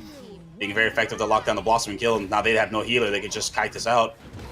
Ult coming out from the Taya. Taya doing a little bit of damage, losing the ult now at this point. All right, Q game popped on the Sapir. Sapir's in danger spot. He's actually managed to try and kite it out. Rook is fighting Sapir. Reyes, excuse me. Sapir is managing to keep his health high, stunning the Blossom. Getting interrupted by the knockback off the static hammer from the red Freya Reyes. And the last one's gonna fall soon. Stunned into the Boom Bloom and killed. Yeah, so that's where you see the inefficiency. Yeah, Reyes has the ult right, the Thunderstruck. Very effective for lockdown. Minimum 45 damage unless they already have static on them 60. Then you can also guarantee it with a hammer since they cannot move if you're timing it right off their cooldowns. Very effective burst damage. I'm interested to see what Questget does for items here. Definitely gonna go harder Boulder Pass. Won't be another Crown of Power. You're definitely not gonna keep the shield up long enough to make a early game pressure. Yep. And Windwalkers. We're gonna see a Heart of Boulder Pass and a Crown of Power, but he switched it for a pair of Windwalkers. I'm shocked actually that we don't see a lot more of the Aegis of Symphony. 20% reduced damage for your teammates when their current health is half of yours. So you could just kind of make them a little bit more safe. I think the Crown of Power pick was assuming that you'd not take a lot of damage, you'd be pretty safe, and turns out Questget wasn't. So maybe due to that, they're not picking the... Alright, Reyes is out of cooldowns, but still pressuring the Sapir. Doesn't hit the counter, but he's going to actually back it out before he gets bursted by the EX space from Questget. Managed to keep himself in a nice health safety margin. Health is actually pretty close for red and blue team. Blue team is actually in position to take orb, but they decided to go back for the fight. Reyes is moving to take orb, managed to steal the orb, and he has ult. But managed to dodge the M2, almost burst him out. Freya is now, the enemy red Freya is actually very low on HP, close to execute range. They're trying to regroup as fast as they can, reacting to the static hammer so he doesn't take the damage of Incap from Sapir. Coming into Incap, jump pad. Thank you, Royale, for bringing that into our arena. It's looking pretty bleak. Straculo's going to actually end up going down here if they catch him. Yeah, yes, that would be the kill for Tolded. Valero manages to get out though, just pops the counter and walks off. Alright, 2 orbs to blue team so far. The double melee comp is actually working out effectively this time for them. They were able to keep the fight in. Reyes is actually going to burst down the Rook. He should have went for 2 melees in the hammer. Or actually, 1 melee in the hammer. He might have gotten the kill. Drops it for being greedy for going for M1s. Impressive that Royce isn't dead yet. And the jump pad Incap does not connect. I think Sapir is actually going to get the kill for Cross. Cross is going to go down here. But they can actually get this kill on Freya. Yep, there we go. They actually have a chance to win this. And they do. Yeah, okay. 1-1 in round score after 2 rounds. Massively exciting. Yeah, can we get a 9-round game here? That's what we want. Reyes actually had the vision. He just went too greedy on the M1s. He should have did M1, and then M2'd. Big damage coming out of that one, and made go for an Incap and go for another M1 for the finish it up. If it didn't kill. Feels bad. Maybe he didn't have the M2. I'm assuming he did, but I may be wrong. All right, 1-1. That's what I like to see. Neck and neck. Round 3 is underway. What up, GG Madness, Haku, and J Diddles? All right. We got 1 meteor pick here from the Pepper. All right, we got some neutral coming out. Ty and Blossom try and keep them out for a little bit now. Q being baited out on Blue Freya. Blue Freya's taking massive damage, down to half health already. Sapier's taking a lot. All right, there he goes, snaring the Taya. Taya's going to have to use the Ari to get out. Pushes her out of the haste so she can't even haste. Now she has her haste up. Orb is up and available. Can they see if they can stop her from getting taken? Blue team gets their orb. And a little bit of an aggressive position. Keska's in trouble, but getting stunned by Reyes, taking massive damage. And Jolting Amulet is actually paying very big dividends and using Crown of Power. Crown of Power for the early game shielding. Oh, the block from the Meteor. Big brain. Who's rocking Meteors? Who did that? Like the Meteor picks from the Pepegas. Oh, it was Queskit. Queskit blocked his own teammate. Never mind. Okay, then maybe I don't like it that much. Queskit is going down here. There we go. Queskit's going to actually end up getting murdered for that one. This one. Maybe he disagreed with the charge play from the Rook, decided to block it out. Rook has Holy Flame as well, taking a lot of massive damage from Taya while trying to tangle with the Freya. I think it's actually going to be the kill for the Sapir's Freya. Yeah, he's going to go down now. Rook is the last one. So we're going to assume that the Meteor is just an extra little piece of shot calling here from Queskit. I think it might have been a little extra shot calling. I'm just going to put this big rock in front of you. You can't run in. All right, see you later, Yellow Crush. I would mess with the words. I'm not speaking slowly. Hey, Qdis with the follow. I appreciate that. Also, I heard something else as well. And Mobster with the follow as well. Mobster and Qdis, thank you both for enforcing the Enforcer. Hope they'll put on the show, keep going around. For now, welcome aboard. So interesting, I think the Freya picks are interesting here because in round 2 we saw Royce get destroyed real quick, and in round 3 it was Sapir's turn to take a big beating real fast. Oh yes, it's a very high risk champion. You have to be very careful not to blow all your cooldowns. They're doing the bad habit of spacing across the neutral so they don't take that much damage. It should actually use that encounter to something. Should just walk up. Goes in on the back line here. Let's see how he does. All right, actually just starting the box fight out. Reyes decides to dip. He doesn't want to fight up here. No. Beer actually came out a little bit ahead in that health trade. Counter from Royce there, though. All right, knocking the orb. Manages to get it. Blue team gets the first orb. We have a space coming out from the Blossom. Did they smell it? Blue team smells it. They're all moving towards her. She made a tactical mischoice. They aren't able to focus, capitalize on up. The Boom Bloom blocking the Rook from the charge. Almost managed to lock her down. Getting a little bit of ult damage on to put her at half health, though. Oh, snap, the stun coming out. 2 stuns coming out. Make sure that Reyes can't capitalize off the ult Thunderstruck ult, right? Second orb is up, and red team is actually most viable to take it. Yeah. Blue team is actually a little bit locked up at the moment. Oh, managed to stop it. Oh, but almost gets the steal. Jump pad coming out. Thank you, Royale. Oh, big damage. Rook is looking pretty anemic. He's going to go for a jump pad as well. It just goes. Meanwhile, Sapir is actually fighting very heavily onto Stracula. The jump is down on the Blossom. Blossom is getting the art out from the Taya. But Blossom's going to get killed by Reyes' Freya. Can he get a finish up on this one? He's trying as hard as he can. I don't think Rook's going to get it. Oh, he gets the kill before the orb gets taken. All right, it's 2-2. They buff out the healers there. The health is a lot lower for blue team. Freya pops her haste. Overload goes, and that's it. That's going to be a finish. 3-1 to Team Multinational. And I have to say, Royce, I am very impressed by his Freya. His counters have been really, really clean. Getting a lot of value off of that counter. Very sufficient. And Reyes is all right, coming out, paying dividends. He's getting massive stuns off. Managing to marshal his energy gain and be able to use it in effective timing. It's rather surprising. To Sapir's in-cap orb steal there. Oh, yes. Royce. Magnificent. We're seeing some good Freya versus Freya in this game here. I'm really enjoying that. I'm actually kind of shocked I didn't see a positive charge come out from Reyes as well, so you can actually guarantee a little bit more damage coming from the ult. Positive charge, a little bit of a shield rights. But I guess he didn't want to put too much into going for the big boom. That's where blue team needs, the Pepegas need to take around here if they don't want to. All right, Reyes popping the match point. The haste to walk straight up on Blossom, forcing the space out of her. Gonna regroup. It's actually looking pretty good in the terms of the red team. They're a little bit ahead on the life point, and they're actually in a position to take the orb. Yep, Reyes reads it correctly. He managed to steal the orb using the damage from Rook's space as well. Sapir's counter's not being procced. All right, Sapir's going to go down here. Sapir is going to die instantly. Yeah, he tried to use the Rune Ward to tank some of the damage, but he's going to go down. That was so much burst. It's only a 15 health shield. Harder Boulder Pass popped off from the Blossom. Blue Blossom overloaded into a bunch of damage. She's going to die here. Rook is still fighting the Blossom for the red team. But I believe red team is also capable. Oh, blue team steals the orb. I don't know if it'll pay off that much. Rook is going to get deleted for his transgressions. For stealing an orb, you should die. Team collapses.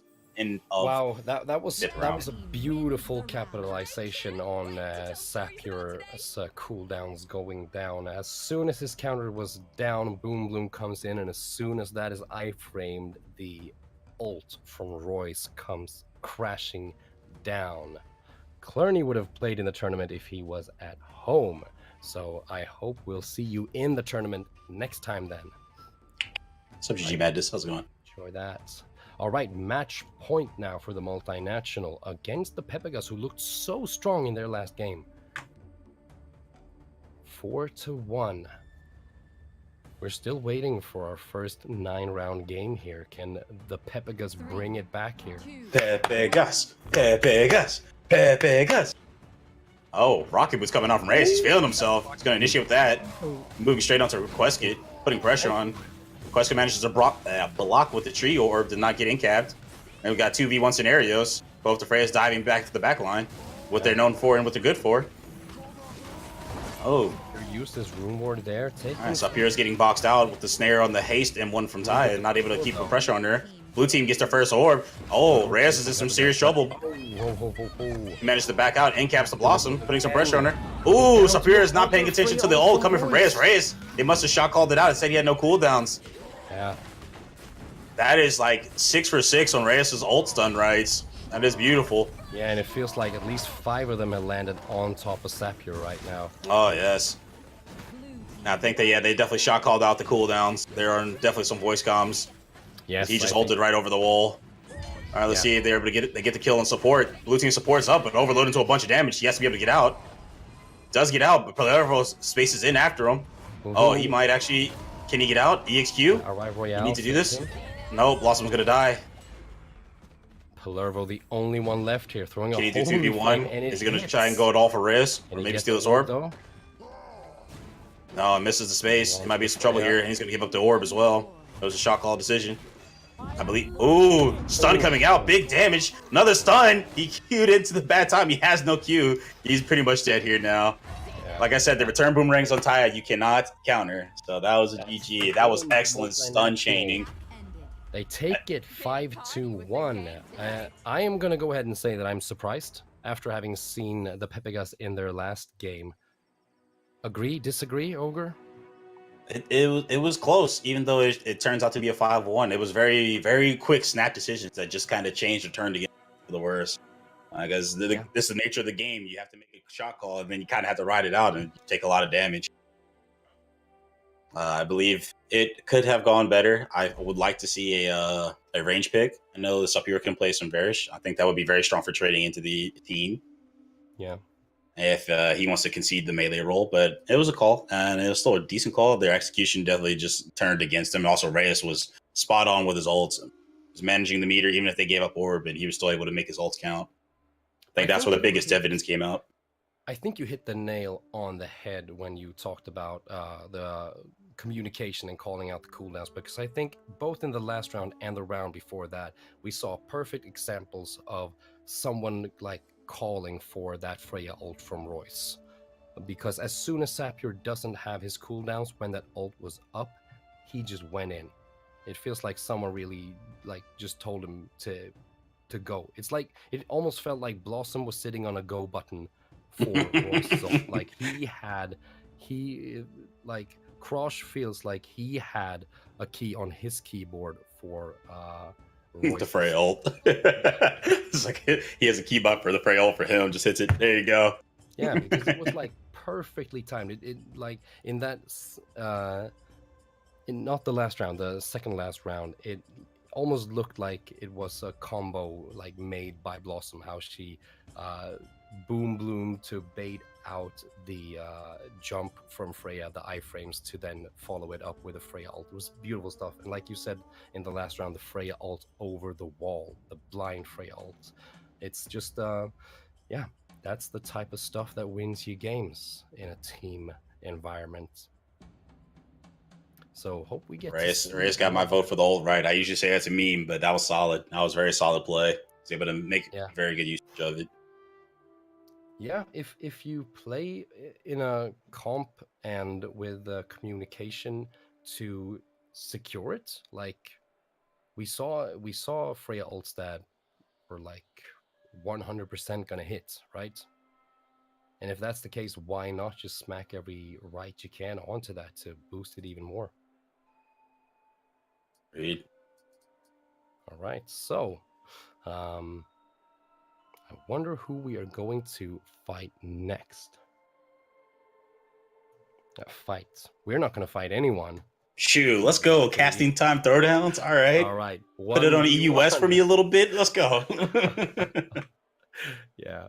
Maybe next time we can have that as a little intermission special, like the casters fight each other 1v1. Get off my podium. Throw some hands. Nah.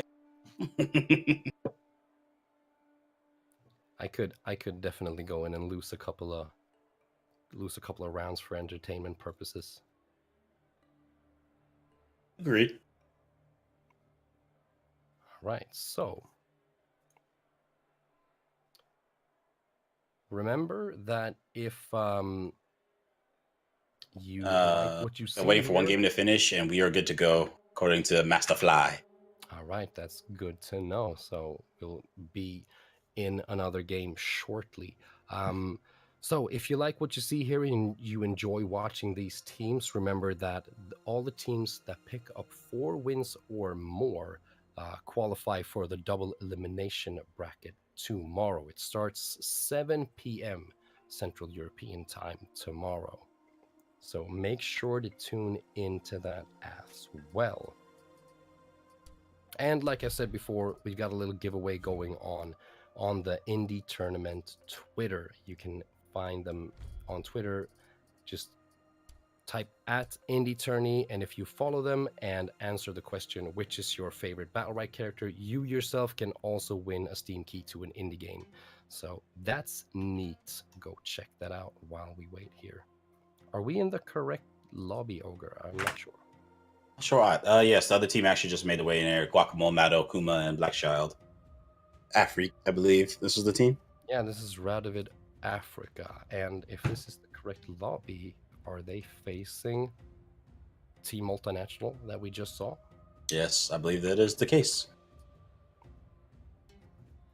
If so, I am hyped. Really, really hyped. I would love to see Radovid Africa versus Team Multinational. From what we've seen so far, these could be the strongest teams we've seen.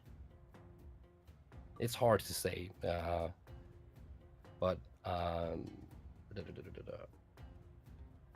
Radovid Africa they were very dominant in their first game. All right, we got draft going here, or is this just This is the right one, right? People want to ban Taya. Maybe this is just a bit of joking around. Ban Ty, nobody likes Ty. I got a friend request from Guacamole. All right, man, slide to my DMs later. I'm busy. I'm working. Did I? That's nice. What a friendly guy. All right, look at all these GC borders. Woo! Spicy de meatball. Yeah.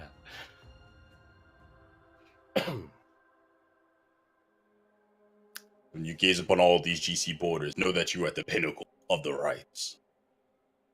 I believe this is the last match for the tournament today. Or am I wrong?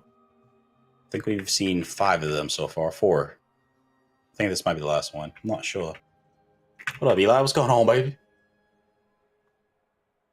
Battlerite, the best game ever. Hard agree. Alongside with Bloodborne, but I think it's receptive to people that like the game. It's like a niche. How are the games, my NA nerds? Decent until later on, late at night, and it's kind of dead. Takes a little while. I'm no NA nerd. Oh, yeah, easy you. I'm NA. You nerd. You like my commentary? You like John's commentary? Oh, excellent, excellent. My services don't come cheap. They don't come cheap. They come free.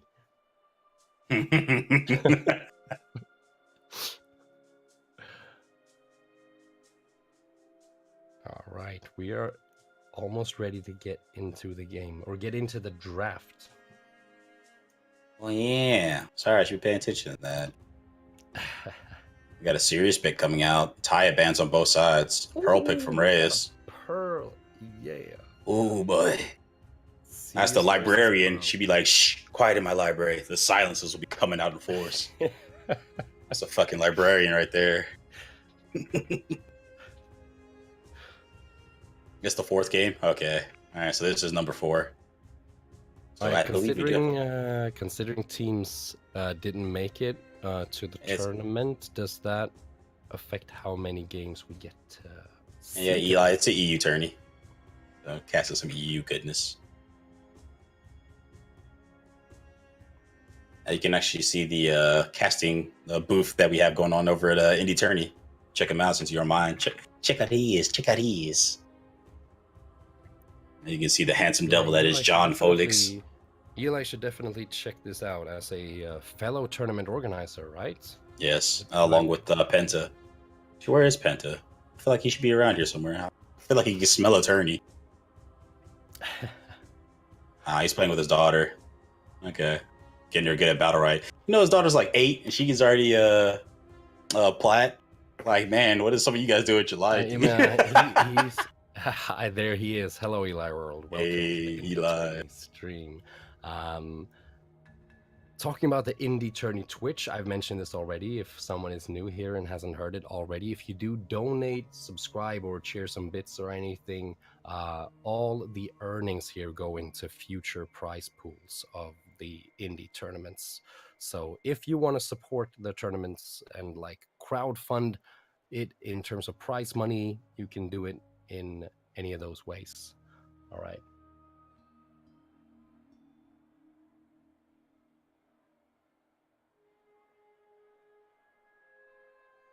Ah.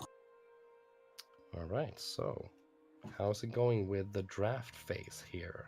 So number for the Swiss stays the same. Maybe we change the number of wins needed for tomorrow. Maybe since we got very few signups, that's what Fly is considering.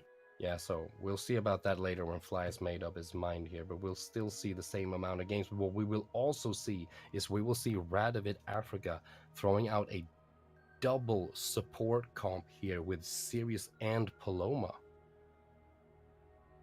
That is interesting. That could work. That could be a very, very what's the word I'm looking for? Slippery team. Good. Especially if Paloma goes with the immediate harder boulder pass pick, which I'd probably be surprised if it's not first pick. With that on top of our other side, definitely can keep execution damage off of they play it just right. We haven't seen the second pick. Yes, Ooh, we have a Thorn pick. Thorn. The first. It's the first Thorn of the tourney. Let's go. First Thorn and Paloma. This is the first Pearl, the first Paloma, and the first Thorn for today. So this is very interesting.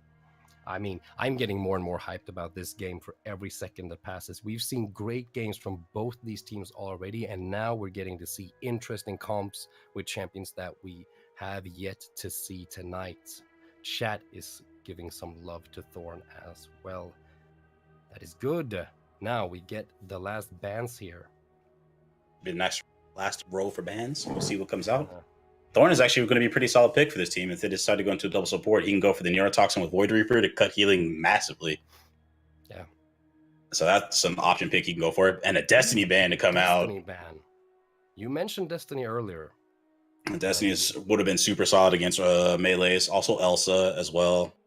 She can go to shield build and just literally just tank the damage with her shield and keep proccing Wintry Blast for the bonus damage for like 14, I think. I guess we can assume that Radovid Africa is picking a second melee along with Sirius. Yeah, let me check with Fly. Fly, they want to see the scene for the pick. I mean, it's just the chat. It's not really actually going to the champs yet, but that's what they do. We're just reading them chatting. Yeah, they're doing it in chat. So we don't have that website up or something where they actually do the draft. We're just doing it in the lobby chat. So it's not very exciting to see it. And we get a Rygon ban as well. Yeah, Destiny ban, Rygon ban. They're also the Destiny made them anticipate a second melee as well. I say second melee, but in this situation, I think Sirius can count as a melee. A Baco pick. Finally, we get to see our first Baco get through. That man's been banned twice out so far. Wonder if he can make a good dividend pick on that. So we're gonna see a serious Paloma Baco. The Battleship Baco?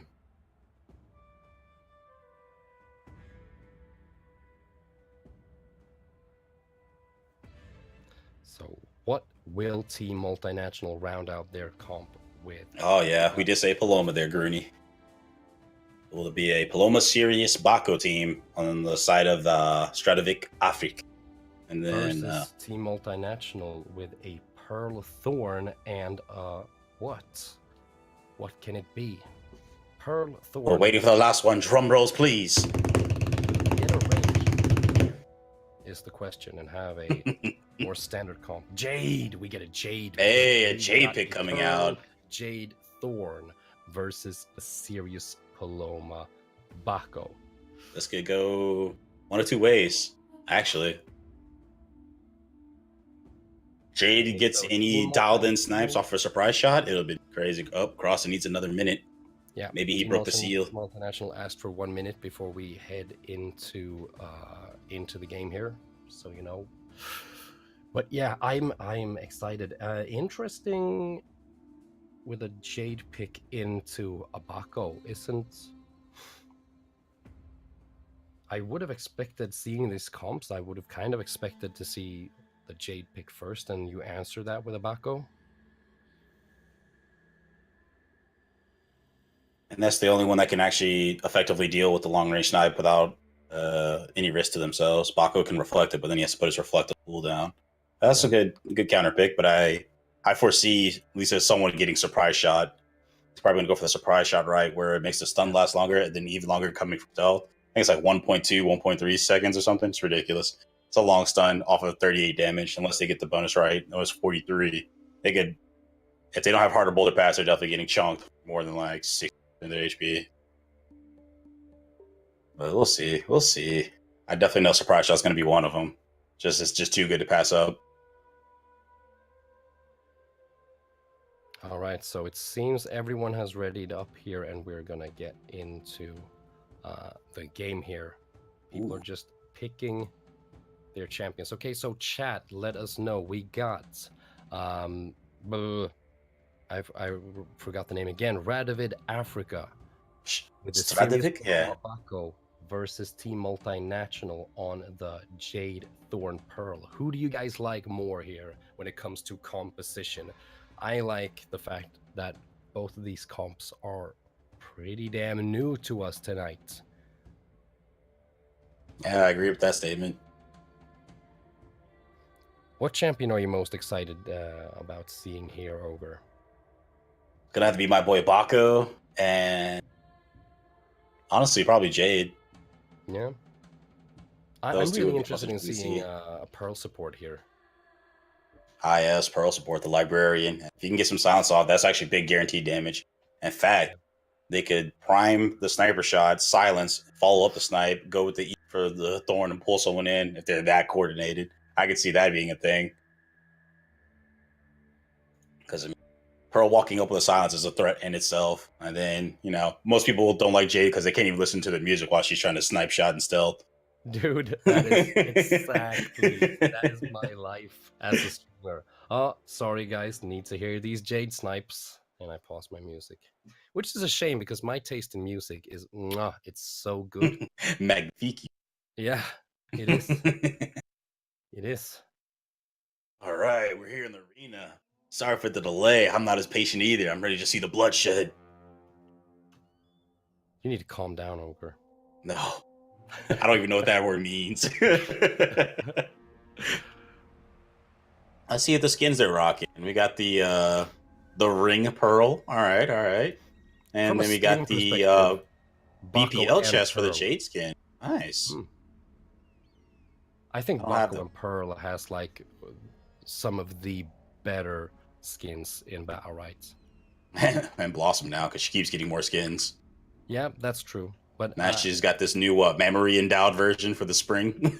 but I feel like there's some person in SLS who's just a design genius, and that person is designing skins for both Bucko and Pearl. Like every event skin are just so goddamn funny on both of those champions. I'm actually kind of itching for a new champ. Need a new champ to level 20.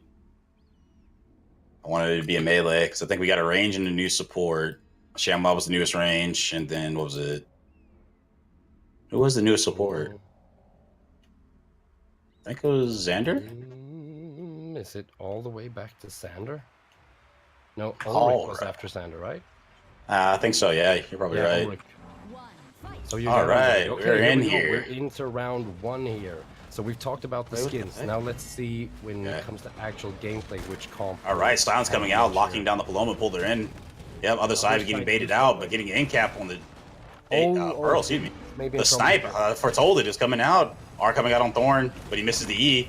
Still gonna pull the Paloma in. The snipe, big damage, chunks out the Paloma. And Red team also got the orb as well. Yes. He's got the eyes, man. He can see it. Librarian silencing the poor Sirius. Sirius gets out, gets his Q countered. Thorn getting the ult. Big damage. Another snipe coming out. And he's not even using surprise shot for the longer snipe damage. He's going for the bonus damage. 43 every snipe that hits. That's big. Blue team gets the second orb. Another snipe coming out. Popping the Paloma. Paloma's got chunks. She's still about 70% of her HP though. Uh-oh. Oh, dodges the snipe. Did some footloose. Let's go, Patrick Swayze. All right, Baco getting the ult off. Putting Cross down to half. He's getting lower. It's almost 25% HP. Third orb is up. Blue team is in control of it at this point. They're looking out, coming out pretty healthy. Oh, the orb. Blue team gets the orb. They managed to get it. Thorn almost stealing it right from under them. Snipes coming out. Oh, he manages to counter it. Here's it coming. Bubble shield to counter the silence off the weekend off of Sirius. Petrifying the Pearl. Pearl's being locked down for so long. He's not able to get some heals out. That's probably why the 2 healer comps are a dividend. Bako's in a dangerous position. In trouble here. He's got his R out though. He's going for the orb. Managed to get the orb as well. 3 orbs. Someone should be close to their ult. Oh, manages to interrupt the Jade. Taking out of a snipe. Bako almost at ult. Forcing the space out of Jade. Jade has nothing left. She probably has her R and that's it. Bako smells it. No, he said he turns on the Pearl. Crushes her with the 360 no scope. Wow. That was beautiful. He must have called it out. Someone shot called for the cooldowns. Pearl was unable to get out of that. All right, Thorn to Bako. Unfortunately, Thorn does not fight other melees well. Ulting the orb, smart. But blue orb team still gets the orb. 4 orbs unanswered. Oh, and Jade's going to go down to the 1v1 slap battle with Paloma. Pops R to buy some time. Throws overload, but he's going to get melted. He's going to get dunked. Gonna panic into the out-of-bounds zone to die after that one. Red team started out really well, but blue team turned it around after what Goodness, like Guacamole coming out with massive heals in comparison to Paloma, too. Wow. I think Guacamole popped 3 ults off or something. He ulted 3 times. He was able to get a lot of meter. He's also using Umbrellas as well on top of Radiance, so when he heals himself, he's healing a teammate. 50% of the healing goes to a teammate if it's excess healing. So with the Sunbath, he's actually doing a lot of burst healing and still healing his team. That is a very good strategy. Yeah, he got. Yeah. That was a massive amount of healing out of the Astral Beam than I would have thought, though. It's because it's a channel, so the longer he's able to keep it up, but he had to interrupt it to avoid getting sniped one of the ults. And he seems to have used it more for damage than heals, actually. He got... Alright, we have Entangles and Petrifies coming out. Petrified on the Jade, Entangle. Oh, managed to dodge a snipe. He was aware. Locking down the Thorn. Thorn is still not taking any damage. Pro doing a good job to cushion the HP damage. Alright, almost had a 3-man in cap. Almost blocked the snipe for Kuma. Kuma's going to actually take a snipe from the Jade. Orb is up. Red team gets the first orb. Bako wants to get out, but he's going to get... big snipe coming out. Bako taking massive damage, getting called in the ult as well. Sirius is in for the blender. Yeah, comes out, getting silenced again. The Librarian is silencing him and says, no more weaken. Guacamole is having a rough round. Bako is onto the cross. Bako is... Slams him into the wall so he can't get the snipe off. Orb is coming up. All right, they're in position, prime position to get the orb. Bako's going to land onto the snipe before he can Q. He's going to take massive damage. He's going for an ult. Jams the Pearl. But they're not able to put any real damage. Managing to panic out the snipe. Doesn't get hit in the face.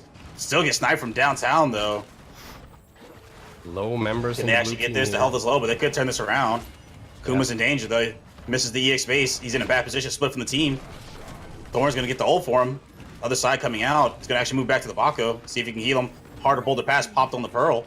Red team does get the orb, but Jade is really low here. Bako. Oh yeah, Jade is the closest to dying for the red team as well. Space coming out. Thorn smells it. Gets the Paloma kill. That cuts one of the healers. They still have another healer up. Guacamole, the unshakable. He's going in for the ult. He misses. Oh, they might be actually able to kill here. Bako's doing all his damage to do the damage, but he cannot get it off. He ends up dying after the space. If he actually had Warlord's Axe, he might have been able to kill the Pearl there. That's going to be then snared into the ult. What an awesome turnaround. That almost went to the side of the blue team. Yeah. Well, once again, they started off really bad, but then had a good, like, midsection of the round to swing it back in their favor, or more in their favor. All right, we have a harder boulder pass adjustment coming out for Guacamole to cushion his health, and Rune Ward as well. Maybe to save the Bako. I like the fact that they secured the kill with the ults there in the end, because I felt like that, and almost that entire round was a round of ults. We saw Pearl ult connect, we saw Bako ult connect, of another couple of serious ults. They're getting a lot of value off of their ults here. And Bako and Pearl ults are ults that aren't that easy to land. They're complementing it with Jade's EXM2 for the snare to root him in place. They're definitely doing some team comp shot calling. All right, Q coming out of the Bako. You actually dash out of there. Make sure he doesn't get with the silence. Petrified Thorn. They're actually moving to Thorn to see if they can burn him, but he's already has his R up. And R also coming from the Blossom to give him shield and cushion. Guacamole queuing at a bad time, getting knocked out of it. He's in a little bit of pressure. He has no space. Jumps into the snipe as well. Just a little bit of a bad cycle of cooldowns. They have actually control of the first orb. Red team gets the orb. Blue team managed to get pushed out to the top left. We see the snipe coming out, hitting Kuma for a massive amounts of damage. The ult coming out, but EX space from Bako cutting off the ult. Ult coming out from Paloma as well, get the panic. But the Pearl actually R's to cleanse the panic so he doesn't walk all the way through. Good counter from Guacamole. Oh, Guacamole's gonna be in trouble. He had the ult for right after he space, couldn't get out of it. He could have maybe potentially R'd. Paloma has no other side. She's taking a lot of damage, bleeding health at this moment. He went to go space to heal the Paloma, but got pulled at the same time. A little bit case of bad timing. Rocket boots. Bako's going to try and push onto the Pearl. Managed to get the counter on the Pearl. Two-man name cap. Has 2/3 of the team down to see if he can make dividends off it. Jade jumps away from the team. She's actually close to getting killed, but Thorn comes in with the ult instead, panicking her out. They actually smell blood. They're trying to push this Jade. Thorn pulling them out of the ult, saving their lives. All right, missing the wolf. Doesn't get that chain damage from the spirit link. Pearl coming back, trying to get us in one, didn't get it off. Cross has to jump out, scared of the damage from Bako burst. Oh, he hits the Thorn instead of the orb. Red team's gonna get the orb. She's in trouble. Jade spaced away. Bako's gonna follow. Oh, he's going for the ult. Misses the ult. Doesn't get the kill. This might actually spell the end for him at this point.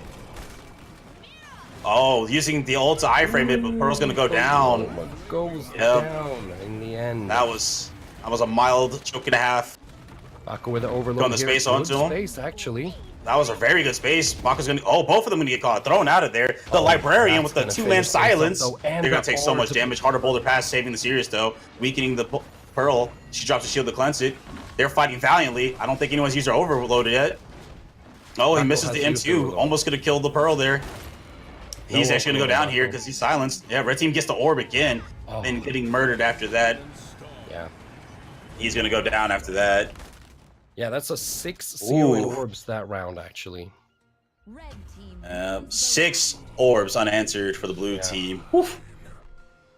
Sorry, for the red team, 6 orbs. Bound to have an impact on your. That was at least 25% meter. So for those, that one was an ult and a half. That was ult and a half gained a meter for choices for EXs or ulting. And I'm gonna I'm gonna call this game the Battle of Ults. So considering you pick up 6 orbs on the side of Team Multinational here, that is big. But I will say though, Radovid Africa started off that round pretty damn good compared to earlier rounds. That was a very strong start for them. I think the turning point was Shield missing the ult on the block. Jade would have actually died there. He didn't have enough health to tank the shoulder charge. But this might be the closest game we've seen so far. 2-1. I'm quite pleased. A couple shots missed out. Bako's gonna get the other side to make sure he doesn't get sniped. That was very, very excellent timing from the Paloma. Needs to be careful though. They spot out that the other side is down. She did not opt to go for part of Boulder Pass either. Went for Void Reaper and Jolting Amulet to get more ults and EX meters. Bako's a little bit of a whirl. He actually opened up his bulwark on the wrong side at first. He didn't know where the damage was coming from. He's like, I'm being beaten on. Oh, big snipes. Here, Paloma taking damage. 3-man ult. That's going to be the Librarian. That's going to be a kill. Shit. Maybe should have got the Heart of Boulder Pass, my friend. That was a lot of damage you could have avoided. I dropped the S-bomb, but holy smokes. That was such a wombo combo. Big explosion. All right, Orb is up, but they're not even worried about this, seeing they can go for a kill. Popped. Guacamole's trying to do his best to get the damage onto the Jay so he can kill him out. Bako's fighting valiantly, but his Rune Ward's down. They're going to get silenced. Misses the ult. Or maybe he was just trying to reposition to go for greens. Probably could have took one of them with him. Spaces on the Guacamole, gets some health onto the Bako. He's doing his valiant to keep him standing. Misses the 2 E's to petrify. Thorn's going to ult out. Misses the dodges the snipe. They're fighting valiantly for a 2v3. They lost one of their supports already. Pearl is making excellent sniper accuracy with these ults. And this is going to be the ending to the round here. A valiant fight. I'm very That impressed with 3-man Pearl ult this was round. nutty.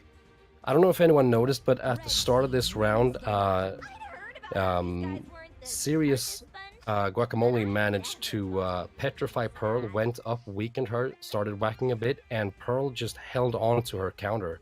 And Sirius walked away expecting the counter to pop. And in the next fight, Pearl got massive value off of that counter, leading to a silence that led into the ult from both Thorn and Pearl, and that was the end of the round.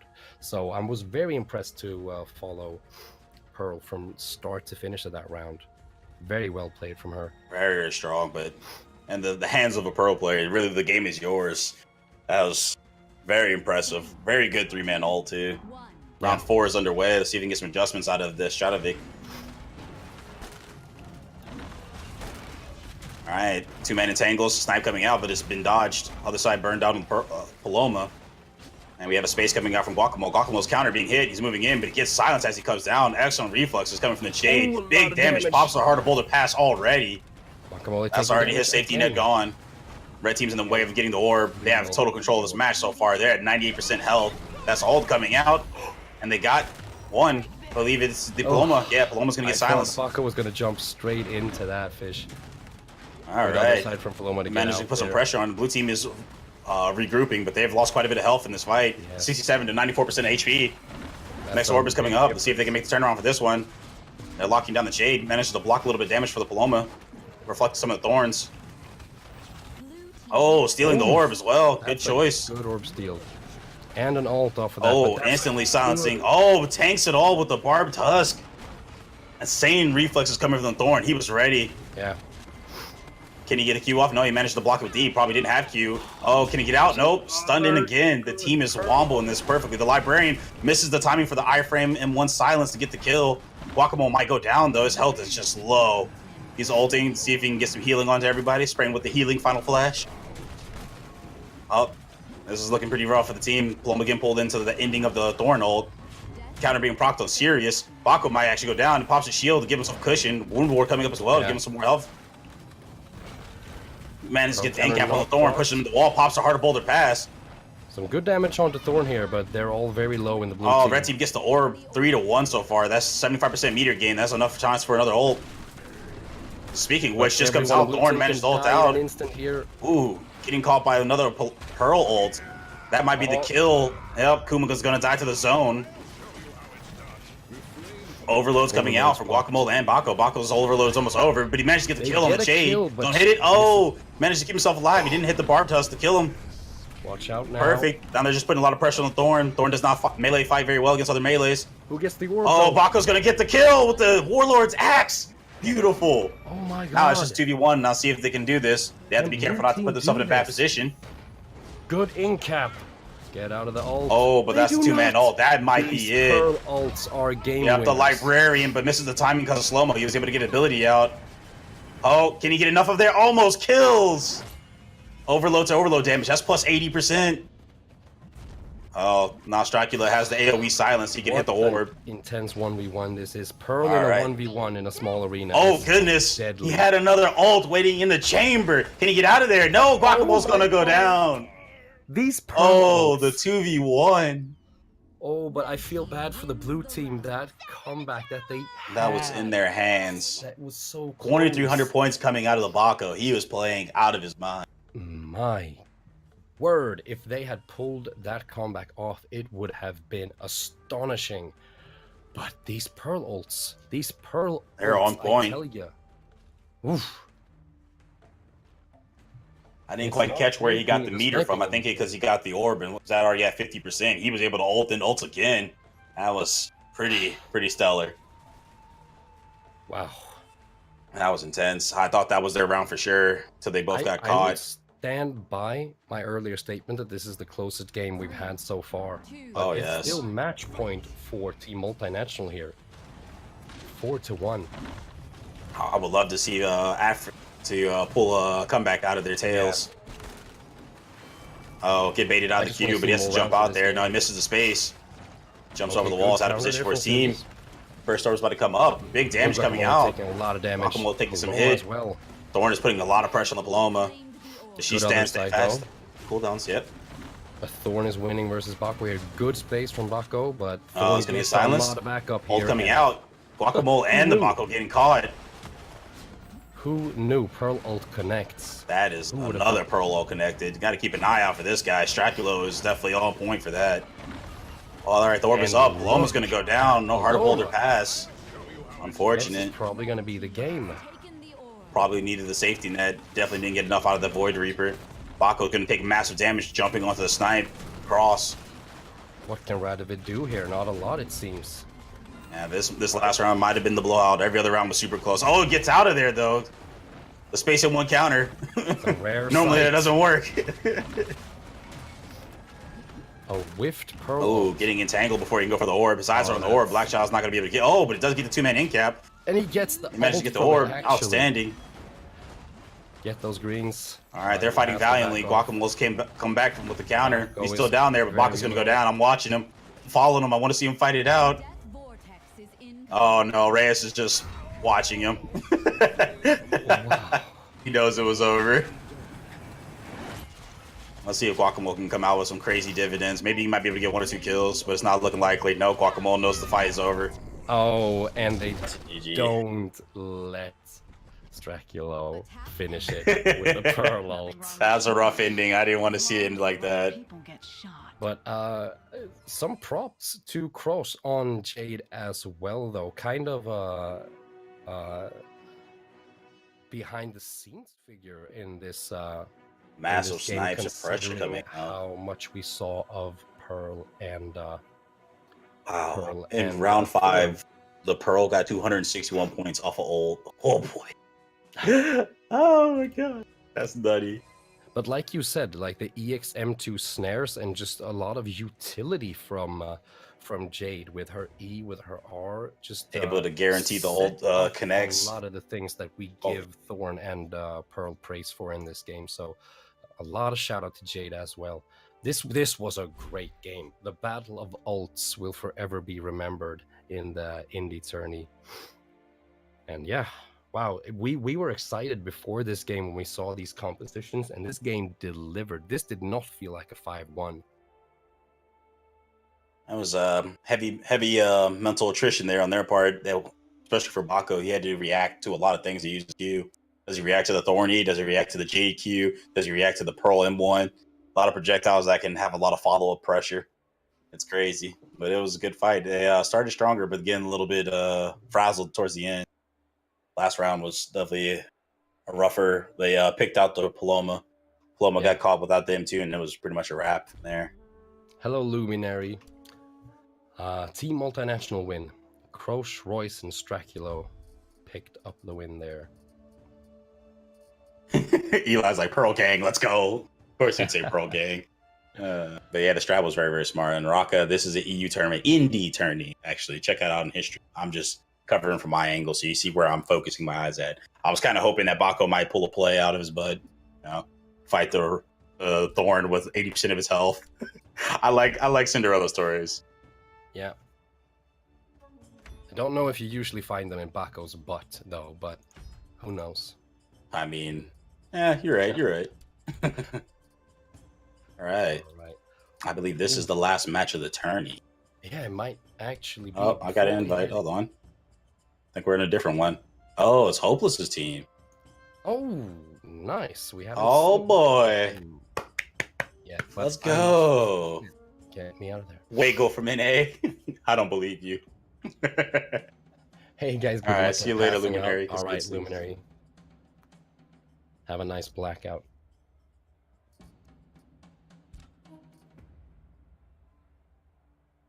Alrighty. Few, five, six free agents. All right. How many teams were there? I believe there were. Let's see here. No, there were two that didn't show, sadly, but I think we had maybe 10 teams signed up. 8 teams, okay. I don't know. 9 teams. Mob This is the Striker fifth says. match we're watching, I think. All right, so Fuego from NA is actually supposed to be in Hopeless and El Moss's team, right? A Hopeless team is a team of free agents. Barely got a couple ringers here, according to Master Fly. So we'll see how this goes. This will be entertaining.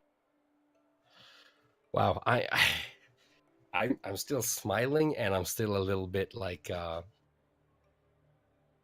what's the word? Giddy. Exhausted from watching the last game. Not exhausted, but yeah, that got my adrenaline pumping. That last game, holy shit, that was a good game. Before we head into this last game, however, Ogre and Forcer, good sir, where can people find you if they want to see more of you after this? My Discord, which is on my stream. Actually, I'm a part of a lot of people's Discords. You can probably get me through John's, Indies, Pentas, Anna's. I'm pretty much anywhere. Just at me. Otherwise, you can catch me in the riots, or I'll be playing a bunch of other games as well. But Discord is pretty my Discord, Twitter, Instagram. I answer all those pretty regularly. So yeah. That's good. And if you want to see me some more after this, you can find me on Twitter. You see the handle down there, BR Profiler.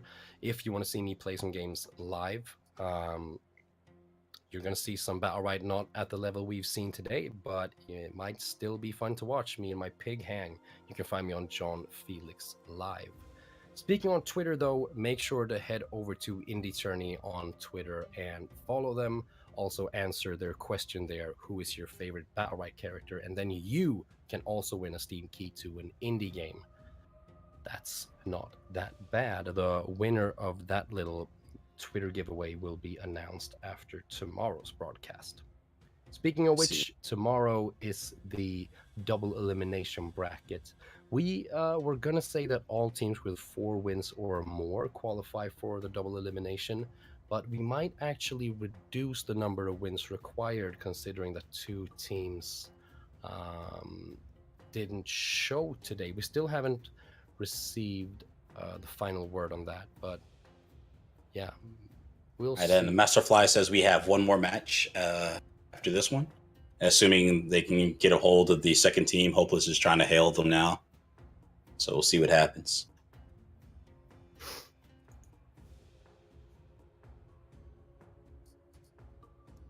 All right.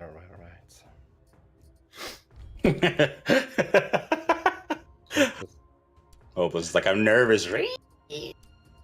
So don't be nervous. You're just on stage in front of a bunch of people. Don't make no mistakes. I'll call them out. Yeah.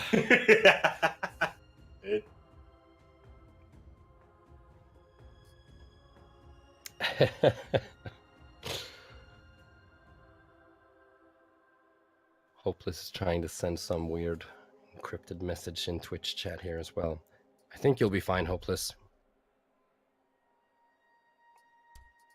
We're just waiting for the second team to find its way to the lobby.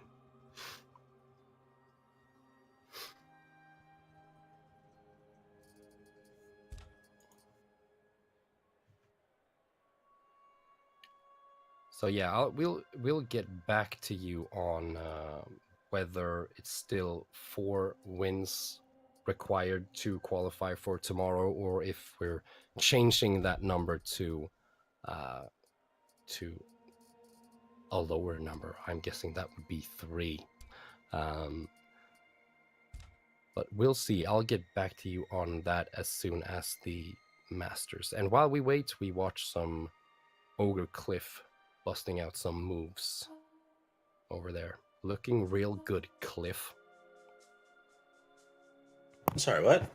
I was just complimenting on your dance moves here. Oh, thank you. My only complaint is that it was a bit short. Okay, so we're getting more people into the lobby here. Melkin, what do you mean they're hashtag sponsored BR streams? This is grassroots, bro. This is just for love of the game. Andy Tourney slapped us together himself. I believe. Unless you're talking about some other streams that I'm not aware of. Yeah, Indie Tourney has accumulated all these like indie Steam keys by themselves and by the help of some indie developers who want to help them out, or just by, getting bundles and saving. For turns out SCI's teammates already left. Yeah, I think this will be a bye match. Their team attracted their play. Congratulations, Hopeless Fuego from NA and Elmos on your victory. Right, that was a battle that's beyond words. That was the most one-sided game of today. That was ridiculous. There was no answer. Yeah, we should see more play from their team later on, probably tomorrow.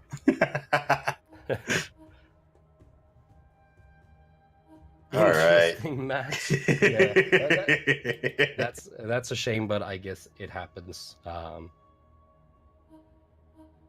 But we are gonna get into a game instead here, and I think it is Starlight versus Team Multinational, if I'm remembering things correctly here. Yes, I believe you are. Starlight, who we saw in the first game of the day, versus Radovid Africa, who we just saw face off against Team Multinational in the Battle of Ults. I have given that game a title, by the way. It's a thing now, the Battle of Ults.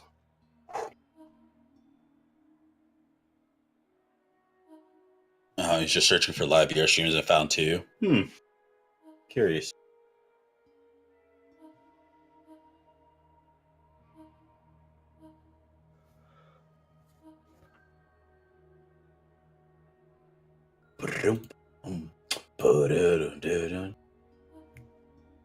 I mean, if it's in the cards, Hopeless, I can just cast a game if you want to. I'm chilling, bro.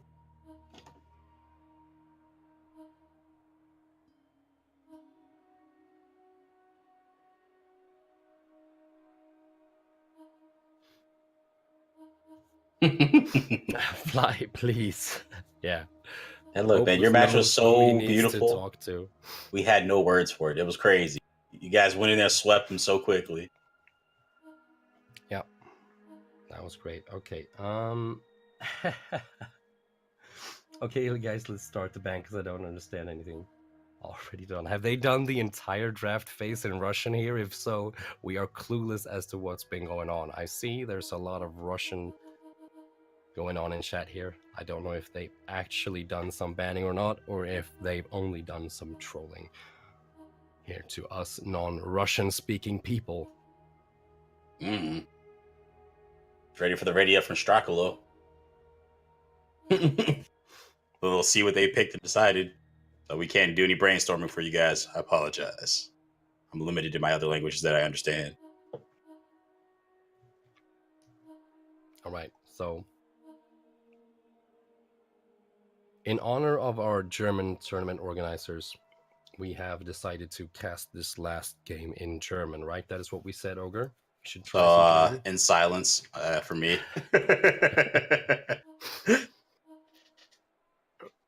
Yeah, and we're playing. Oh, do we see another Straculo Pearl? Oh, maybe. Don't know. Das would be wunderbar.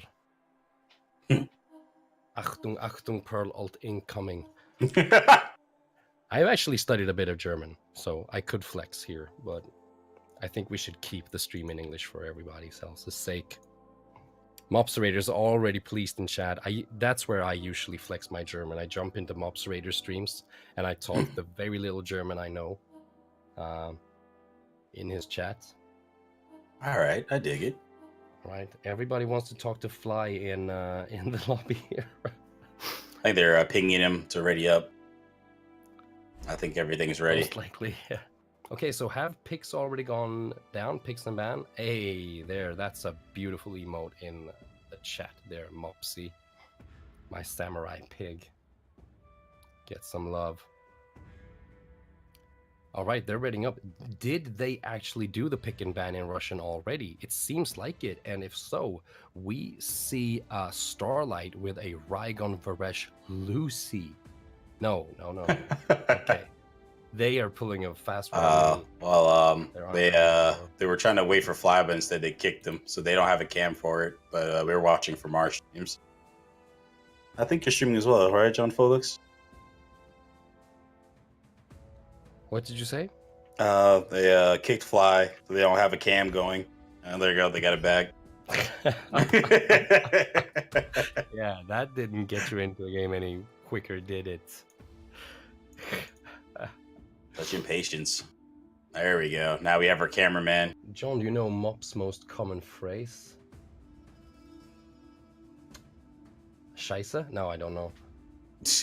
Oh, it is actually right. I haven't finished Odyssey yet, no. I'm still very much like close to the beginning of the game. Think about playing it today.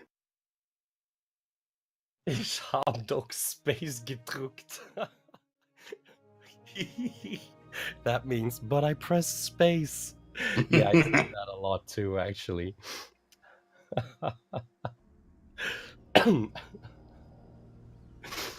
Wow. Okay, so I get to see a Varesh today.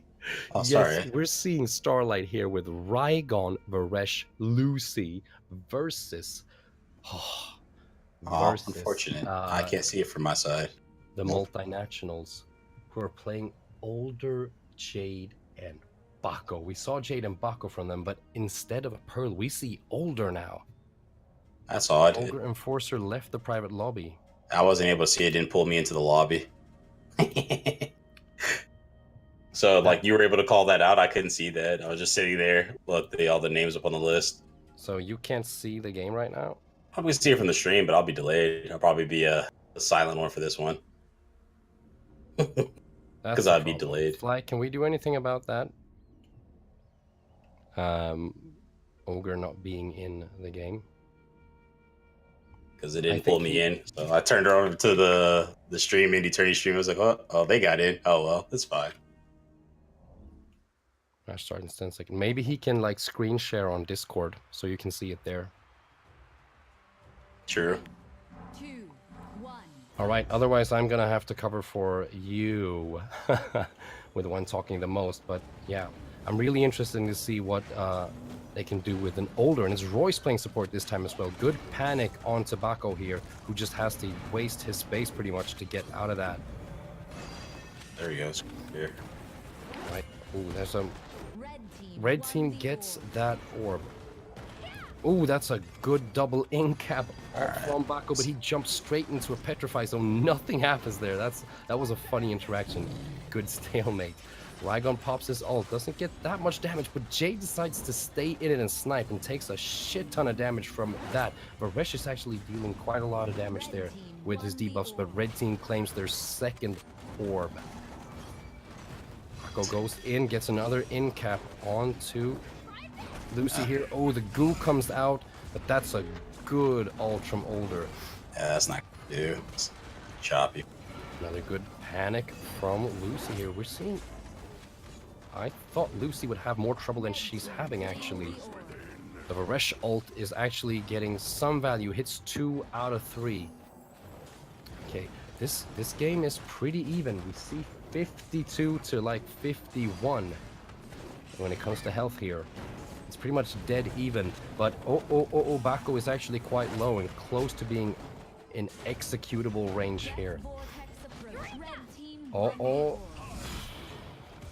Goo coming out, but that's a good older ult once again.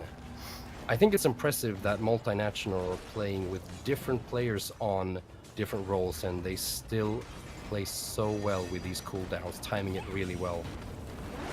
Now, Bako is super duper low here. He might go down any second. Who gets that orb? Red team gets it again. Very important for Bako, but he's still low. Tries to get a space in, but he misses. It goes wide, gets knocked up by Raigon. A good older ult to get him out, but he goes back in with the stun. Pushes him out into the vortex, and they get down for Resh. Bako is still not dead, and they manage to find a kill. Raigon gets interrupted before he gets to punch that ult off. Overload is popped, and Bako is gonna go down here. Yes. He does, but red team gets the orb and a kill. Only Raigon is left here now, and it's looking rough for him. There we go. There we go. Red team picks up the first win. Good orb control. Another 6-0 in orbs. That's the second time we see this team take 6 orbs to none. What do you have to say about that, Ogre? I've seen that Reyes is a very, very strong ult machine. First on the Freya, now on the older. His ult choicing, timing, and meter usage is very, very strong. And then Bako's a little bit case of the bad luck, jumping into a little bit of damage, but otherwise he managed to pull that out very effectively. I was surprised halfway in to see that it was actually Royce on the older. I thought after having seen Straculo on the Pearl playing so well with the ults, I thought for sure I was watching Straculo's older here, but it's actually Royce. These guys are very versatile, and I think once again we see just examples of that very good communication that we mentioned earlier. All right, round 2 starting here. What do we see? Some poke from older, as you usually do when older is in a game. Bako goes into the backline, but needs to get out there. Doesn't get much value off this engage there. Good WASD. Oh my god, Varesh doesn't hit anything onto this Bako, who's just slippery as shit. Another S-bomb drop from John, but that's just the way it goes here. Double in cap from Bako. Very well played, but he's taking a lot of damage now, though. Pops the bulwark just to be able to get out. Good deflect from Raigon to get that snipe out.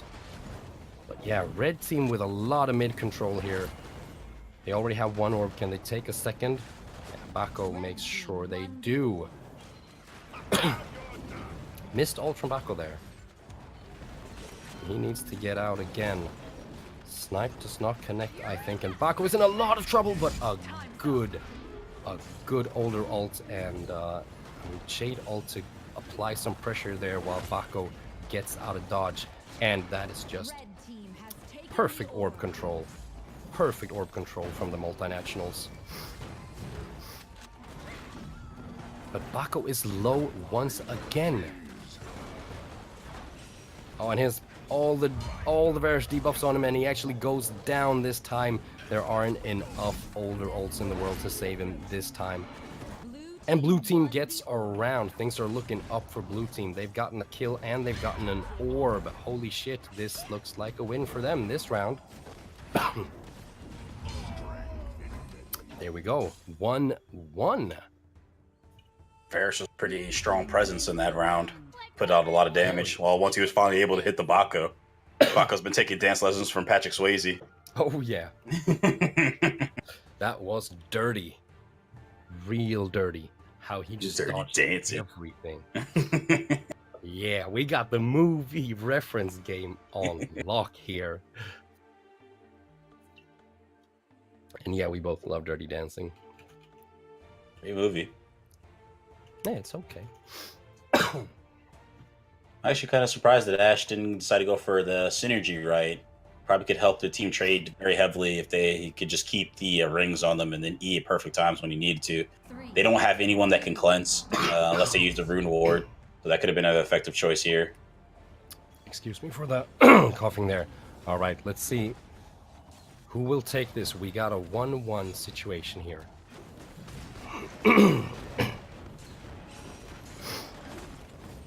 All Alright, Bako going in with the space. Does not connect though.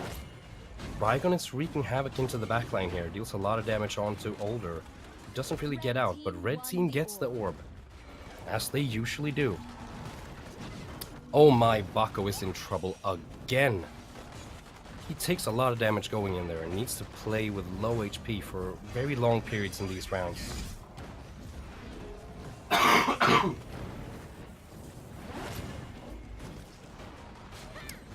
Red team is taking a lot of damage here, as is my voice here from all my talking.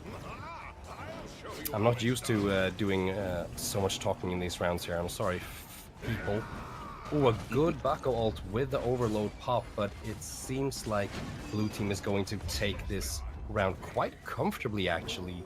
A little bit surprising to see them take a round with so little hassle. Wouldn't you say, Ogre? Yeah, actually, that was really close. The Varus was the closest to dying, but they still had a very strong backline and melee that was able to pick up the slack if he were to go down.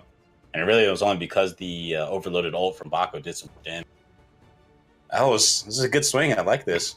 2-1 so far, and it's looking like it can go either way. No blowouts. It's outstanding. Thank you, Melkin. And thank you, Hopeless. I guess I'm a part of everyone. Okay, so 2-1 in favor of Starlight here. I was actually gonna go ahead and say that I think that the multinationals are probably the strongest team we've seen here, but Starlight are looking quite strong here against the multinationals, in particular against Draculo's Bako. They have him handled pretty well here. Even though he's got his dance shoes on, he doesn't get that much value off of his engages into the backline here. We'll see if he can do more now. Whoa. Rygon, on the other hand, he's doing a lot of damage when he goes into the backline now. But now he's getting punished, actually. Can he get out of this with not too little HP? That would be really good. Some good shields on him there from both the barrier and the Varesh shield is working wonders for Rygon. But now his HP is starting to fall. Bako is feeling healthier though. But Varesh gets a good ult into Bako. Older has to ult Bako out of that situation there. Bako goes back in. Yeah, this is a very even round here. Both at around 70% max HP here. But who has the lowest member? That seems to be Rygon right now with the lowest HP. If he gets focused too heavy, that's going to be a problem. But a good Lucy ult and follow up from Rygon there actually takes out Older, and blue team might take another round here. They're looking really good. Good damage though onto Varesh, but he gets out and Bako goes down. Only Jade left, and this looks like a 3-1 for Starlight. A lot of burst damage there with the Lucy ult and the follow up from Rygon there. That pretty much ended the round.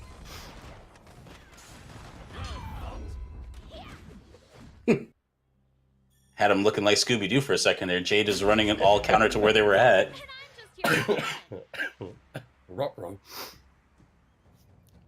Outstanding. This is actually a very strong adjustment in picks.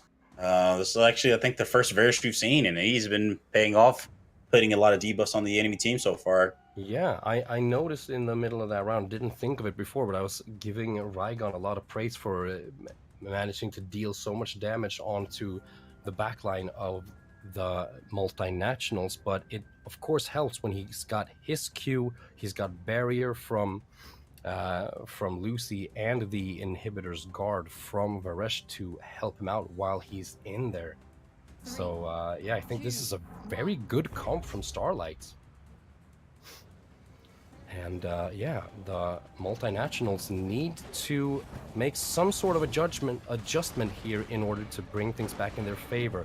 Bako goes back in here now, applying some pressure onto Lucy. How will that go? Rygon is chasing down Jade in the meantime, dealing a lot of damage to Jade. Older can't really keep up here. And we've got an HP lead for Starlight. It's not huge, but it is there. Bako goes in again, but Varish manages to get out, and a good petrify from Lucy. I'm really liking the Starlight comp here. They're getting a lot of value out of a lot of things, to not go into too much detail here. Not much value out of the older alt there, however. Here comes the Bako alt. It whiffs as well. Not good for the multinationals here, and the lead is growing in terms of HP for Starlight, but still good orb control from multinationals here. Not as much value from the Goo here this time, due to a good older alt. And red team is actually dealing some damage back here, and HP levels are getting more and more even. However, Bako is really, really low. He could go down any second here. He's got the Varish Amplify on him. It goes away now, but he is still at a dangerous level of HP.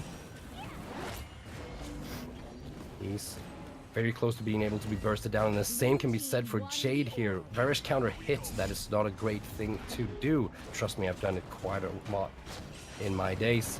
But, Rygon is actually really low as well here.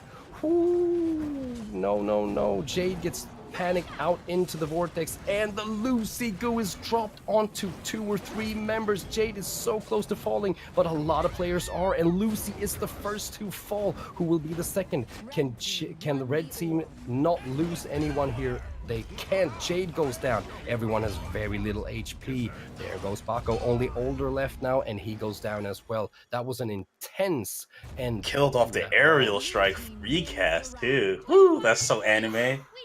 Starlight is on the match point so far. That round. Lucy panics Jade out into the vortex, and as soon as she comes in, she gets dunked by the Lucy Goo, along with the rest of her team, might I add. That was definitely round-winning gameplay from Lucy there. Oof. That was a very solid ult. Definitely stayed calm, cool, collected. Was ready to get that off.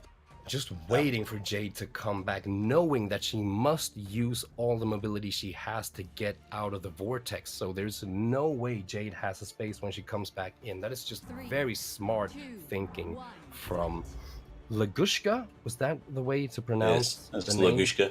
Lagushka. All right, this is match point for Starlight. Very interesting. Varish counter does not get procced. Holy Flame thrown down onto the bulwark, and Bako throws his own Holy Flame. Bako is doing better in the backline this time, starting to take a bit of damage now though. Who will get the first orb? Red team gets the first orb as usual. Older trying to keep up with the healing here, and they're doing pretty well against Rygon this time. Red team is actually in the HP lead here, a slight HP lead for the red team. Older ult goes in.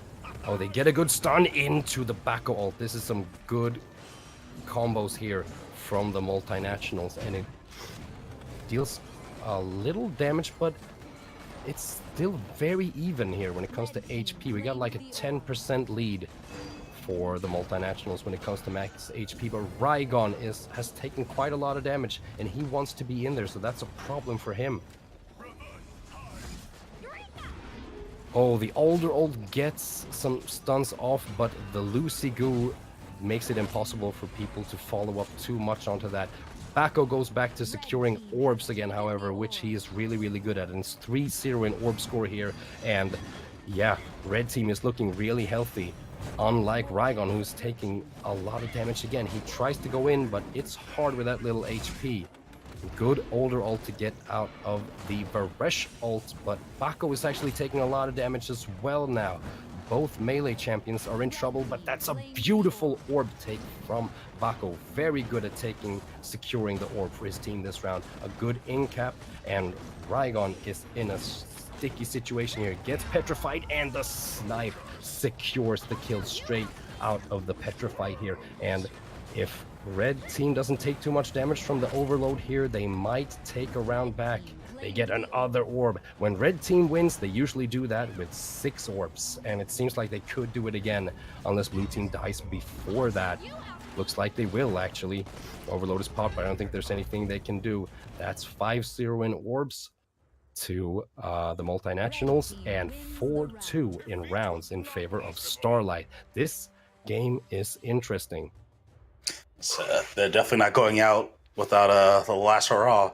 It's definitely a multinational fighting every tooth and nail for these rounds. Are you noticing anything in terms of rights or builds here that is affecting the way these I see rounds are that. going? I see a lot of people are using the cologne to knock off positive effects. Sorry, the holy flame, but it's pretty interesting. It's a very expertise choice. If they can time it just right, they can definitely remove a lot of the shielding that Lucy and Varish are doing to shield Raigon, which I think is what they're adjusting for. Yeah. Baco has the holy flame up for him, but healing potion on Jade. Chronometer for both Lucy and Baco are choosing the Holy Flame again, and they both got value out of that in the last round. Can the multinationals repeat this? Still match point for Starlight. It's an uphill battle for the multinational, but they're starting off pretty good here. Raigon is not getting that much free damage onto the backline, and it seems like the multinational has regained that orb control that they had before. Holy Flame thrown, but I don't think it connected. I'm not sure though. Still very even in terms of HP here. A very small lead. No, it's practically nothing. That was a good... Was that a Petrify? I didn't see what... Yes, there's a EXE coming up from Lucy getting a 3-man Petrify. Beautiful. Got the stuff. eyes to see. Ooh. Missed Baco ult right there. And blue team have actually gotten in a bit of a better spot here when it comes to their HP. Red team needs to be careful here. Baco is taking damage again. Oh, Varishal coming in now. Can red team get this orb? They can. That's 3 orbs. I feel like red team want to play these long games and take all those orbs. Let's see. Baco's trying to go in. Raigon is going low once again. That is a real big problem for Starlight. Snipe goes wide. Good. Older ult gets a double stun here, and Raigon is very close to dying. Older is battling it out with Varish in the top left. They're both low, both are hitting everything, and both decide they want to get out of that before they die. Baco taking some damage here. Raigon trying to get to Varish to help him out. There are a lot of low members on the blue team now, and Baco is the only one in trouble on the red team here, it feels like. So red team might actually be able to do this unless any big blunders come out here. Varish all trying to deal some damage, but it doesn't really do it. But red player gets slain. Older dies. That was a surprising death, but they managed to answer it straight away. Ooh, with another kill, and red team actually does take that round. Holy smokes, that round ended quickly. And 5 orbs for multinational. Yeah. They're fighting tooth and nail. They're definitely not going out. Yeah, like I said, blue team is lagging hard. Yeah, I feel like what red team did here is just regain mid control. They definitely are keeping the pressure up, and they're locking out Raigon, so he's not able to go as heavy into the back line. Maybe a beautiful comeback. Yeah, and maybe our first 9-round game here. Let's hope for that, people. 3, 2, Yeah, but one thing as well that I notice is that Raigon is not having as easy a time jumping into the backline here. Their pressure on the backline is being applied, and it's making them harder, making it harder for them to just help Raigon out. You see here, Raigon is in here dancing, but Baco is actually making both Lucy and Varesh use a lot of their defenses onto themselves instead of onto the Raigon, and he can't do as much as he could in the rounds they were winning. But blue team, they started out okay, but red team, they're doing really well again here, and they get the first orb. Beautiful orb control from red team. Multinationals, they know what they need to do to win these games. Ooh, and another good older ult, but it's answered by a Lucy Goo here, straight onto the older as he comes out of his own ult there, and Baco has now taken a bit of damage. He's very low actually. He needs help from this team. It's coming in terms of heals and damage onto Raigon, but it's not enough. It's not enough. This is match point, and Baco is about to go down. Is Starlight going to win this? Oh, Bako goes wide, and now he needs to get. Oh, interrupt the grapple hook. And the Trigon is older on ult the is awareness. not put onto Red team Bako, and he goes 24. down. Starlight poised to take this game here as Bako falls. I wonder, Lucigu coming out, and Shade dies at the same time there. Yeah, that is it. Starlight is taking this game 5-3. I wonder if that older ult was meant for Bako, but missed, actually, as Bako jumped Blue team straight out of his train ult.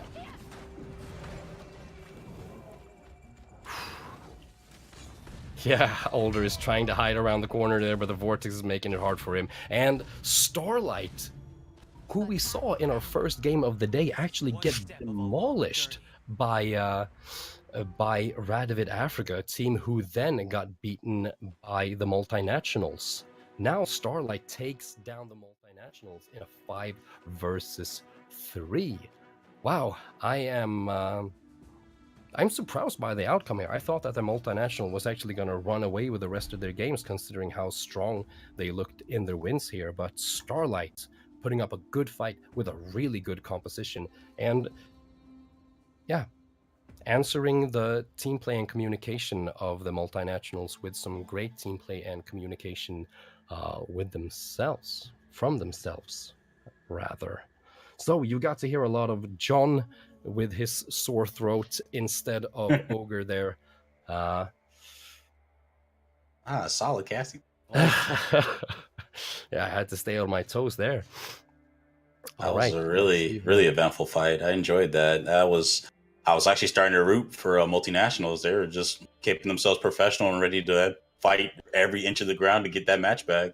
I was rooting for them to at least take it to a round 9, since we haven't seen a game go all the way to round 9. That was the closest actually in the whole tourney. It definitely was. It was good. And we have to keep saying that the Multinationals are very good with their ultimates. There were a lot of good older ultimates in this game, and we've seen Royce with some great Frey ultimates, like you mentioned. Grudy, I could do this all day. Honestly, casting is really fun. I was just asking that because what was it? Melkin was asking how many players or matches were left, so I just didn't know. He's okay with me, brother. Make sure to get me in the lobby this time. Last time I was in there. Well, I was in there, but it didn't pull me into the matchmaking with them. But now I do. I like watching the high level plays. It's better than the alternative playing in solo queue matches with a bunch of chimps. That stuff's pretty rough sometimes. Yeah, and I have to say that while I personally I'm a low elo player, so I don't have a lot of long queue times, and I'm having a lot of fun in solo queue. But I have to say, just casting this, watching this, just makes you aware of what a different beast Battlerite is in a team environment here. Watching games like this between the Multinationals and Starlight, and when you see these examples of great communication and teamwork, it's a whole other game. This is how Battlerite is meant to be played. So for those that are chilling out and watching the stream right now, what would you think you would do differently in terms of your expertise and skills? When it comes to gameplay, or in terms of from the beginning to the end, actually setting up for picks and bans with the knowledge that you have, and then what would you play? Yeah, you would use Meteor all the time. Yeah, that match with the Meteor gameplay with the Ulrich team was it has actually paid a lot of dividends. They were able to lock out the Ulrich because he couldn't get through the boulder. He was just sitting out there chilling. Yeah. It was hard to cast though. All of a sudden, it's like 6 meters flying. It's like, who's throwing meteors? Yeah, everyone. wow. That was cool. So we've got one last game, right? Did I understand? Yes, we have one more underway. Master Flies told us to buy some time, so let's stall out. Stall tactics, go. All right, do the dance again, Ogre. Something quick. I mean, I can show off my good friend the Pig, who's always with me on my streams. If you want to say hi to the Indie Tourney guys. Hi, Pig. Hello, Piggy. He's a good guy. Pig is really good guy. He helped me cast some egg brawls in my stream the other day. Uh, He's a little Actually, quiet, did but you decide to join for a tourney to get the Baco Huevo Supreme? I know they're supposed to be doing a tourney for that, so you can get it. yeah, I know. I'm trying to find out when I get off work on Tuesday though, because I wasn't supposed to to work at all on Tuesday, and then like last minute I had to jump in and help people out. So I don't know if I'll have time, but I'm hoping. Mm. I'm hoping. Hey, Hopeless, people would argue that Or makes you a good my Rook pigs player tomorrow. if you have a Rook brain. Just saying. You know what piggy sound? Hey, I have people in my stream who stay around. I don't know why, but the pig is a divider.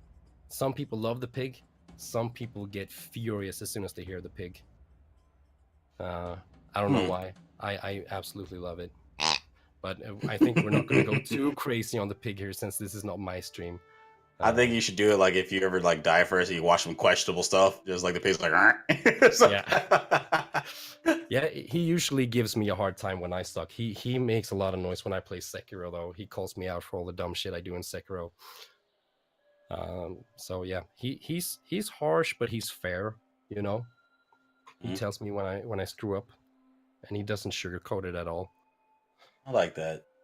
Piggy is an honorable member of our team. Let it rain. He like that. He purrs. All right. While we wait for our last game, just in case we forget this after, let's remind people that tomorrow is the double elimination bracket, where the teams with the most wins from today. Yeah, I'm down, Master Fly. We can catch this game. Get me in there, bro. I am your free agent for casting, as well as Master John Folix. We will cast one last game, of course. So make sure to swing by tomorrow. It is 7 p.m. Central European time, so 1 hour earlier than today. Also, 1 p.m. for the East Coast NA people, if you want to attend as well. Say that again. I talked over you, but that's a good thing. It's 1 p.m. Eastern Standard Time for the NA players or NA participants that want to actually see the tourney as well. I'll be there, so will John. And those of you who are Pacific, you do the math. Yeah. And also, I've said this already, but if you head over to the Indie Tourney's Twitter, you as well can win Steam keys to an indie game. If you follow the Indie Tourney on Twitter and answer the question, who is your favorite Battlerite character, you can win an indie game on Steam.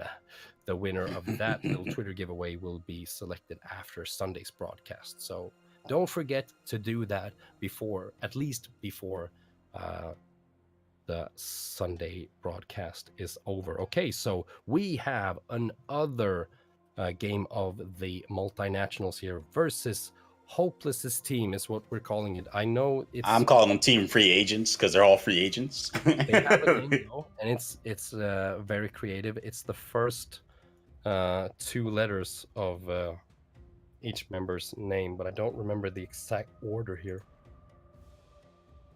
I guess team could, Twitch chat could guess what the combination is. No, it's I don't know. I was close. Fuego from NA, Hopeless, and LM. Fuholm. That could actually be there's probably a little backwards place in Sweden called Fuholm, or Norway. All right, we have a Freya band and a Xander band. Interesting. Wow, so a Freya and a Xander has. Oh, never mind. He says he's gonna ban Jamila. Well, you're a bitch. That's my character. I like that. Why'd you ban Jamila? They don't even think about Jamila. Wow. Reyes is gonna change his mind, go for a Jamila ban instead. Interesting. Yeah, he tried to. Not gonna lie, they had us in the first half. So now, this is all mind games, however. Now Hopeless's team, Fuholm, is going to think, they don't want to play against the Xander either, so maybe we should pick it, and then they show up with the Xander counter. That's what I think.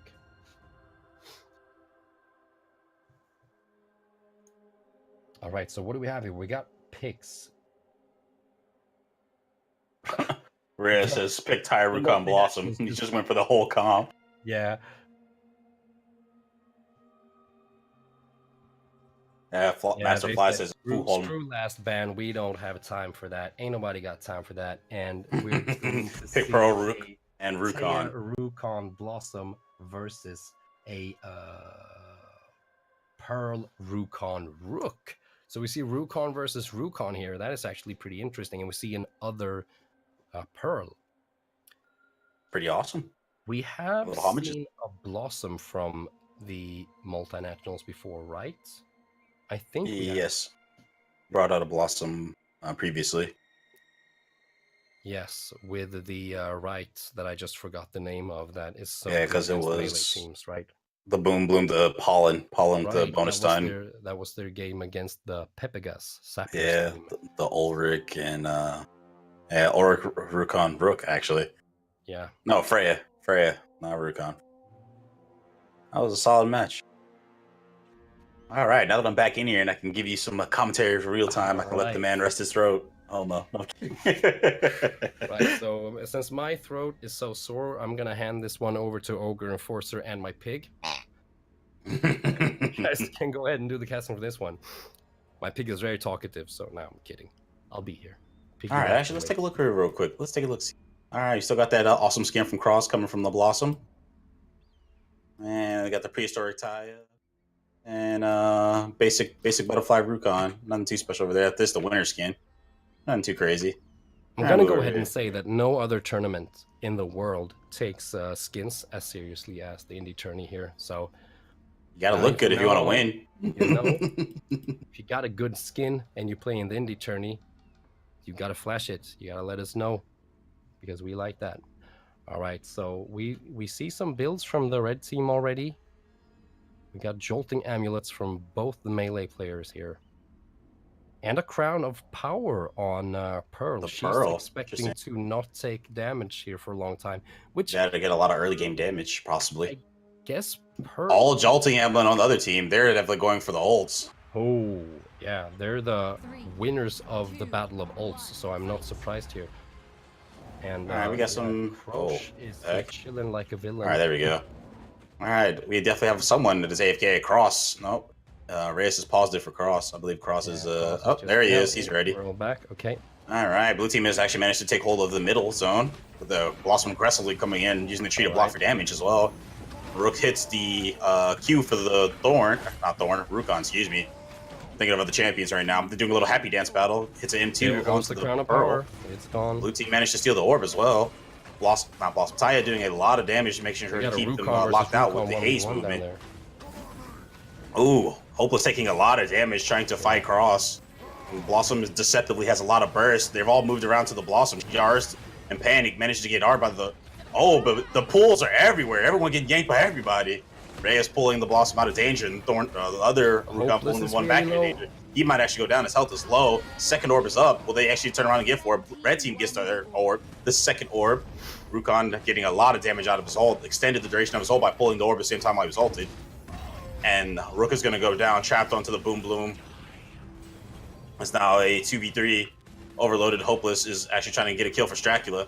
He may be able to get it, misses the E. He has to back off. Stracula smells the blood, trying to lock him into place. Might go for M2. Let's see what's happening over here with the Pearl. Pearl's locked out, about to go down to Reyes. Gets the root. Moses trying to get out. He's actually trying his valiantly to regroup, manages to silence the ulting Blossom with the vision, but they both die at the same time. Yeah. Cinematic death. But what is this? Look at the orb score here. This cannot be right.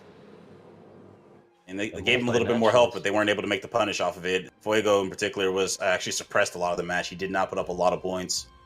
He was definitely not able to get much of the Rook momentum going. Yeah, and I feel like they were split up a little, not being able to land that combined burst that much. Hopeless was doing a lot of 1v1ing down the bottom left, while the rest of his team was fighting more towards the center.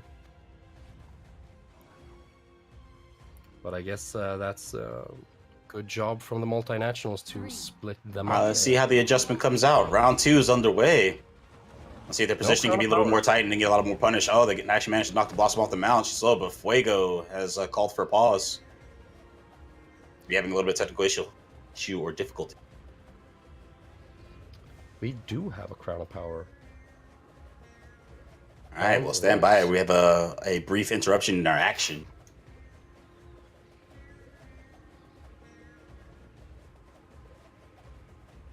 But we are being informed that he will be back shortly. Give him 5 seconds.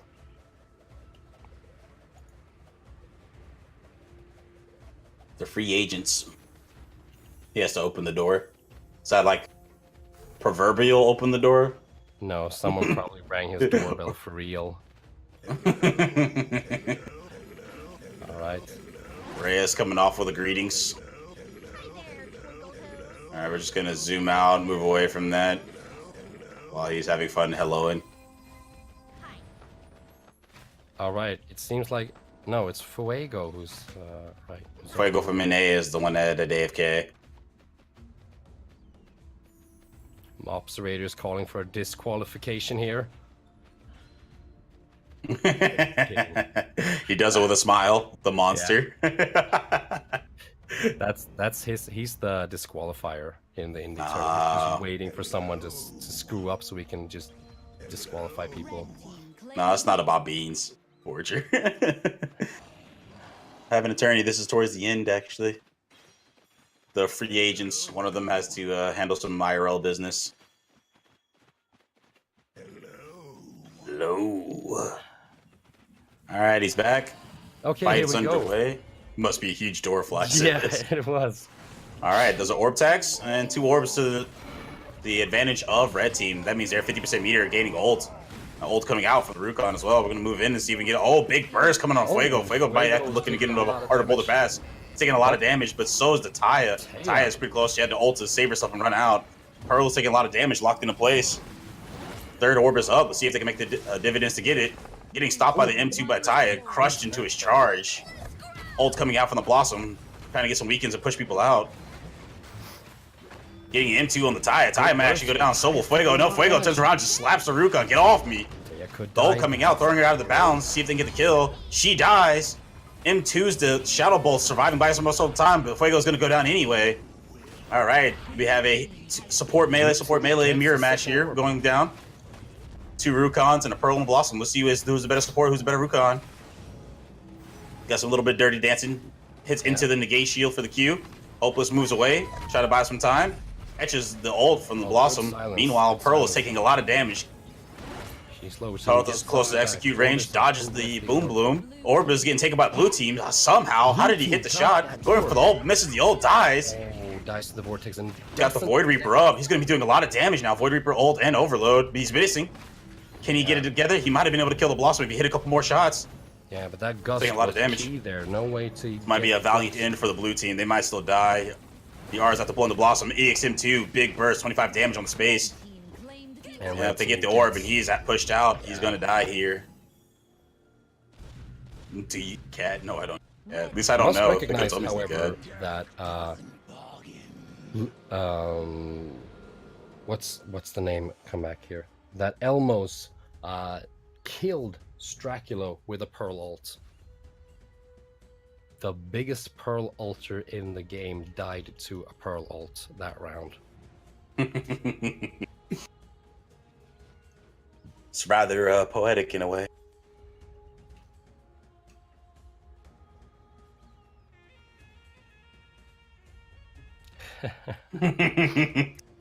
Probably hurting, man.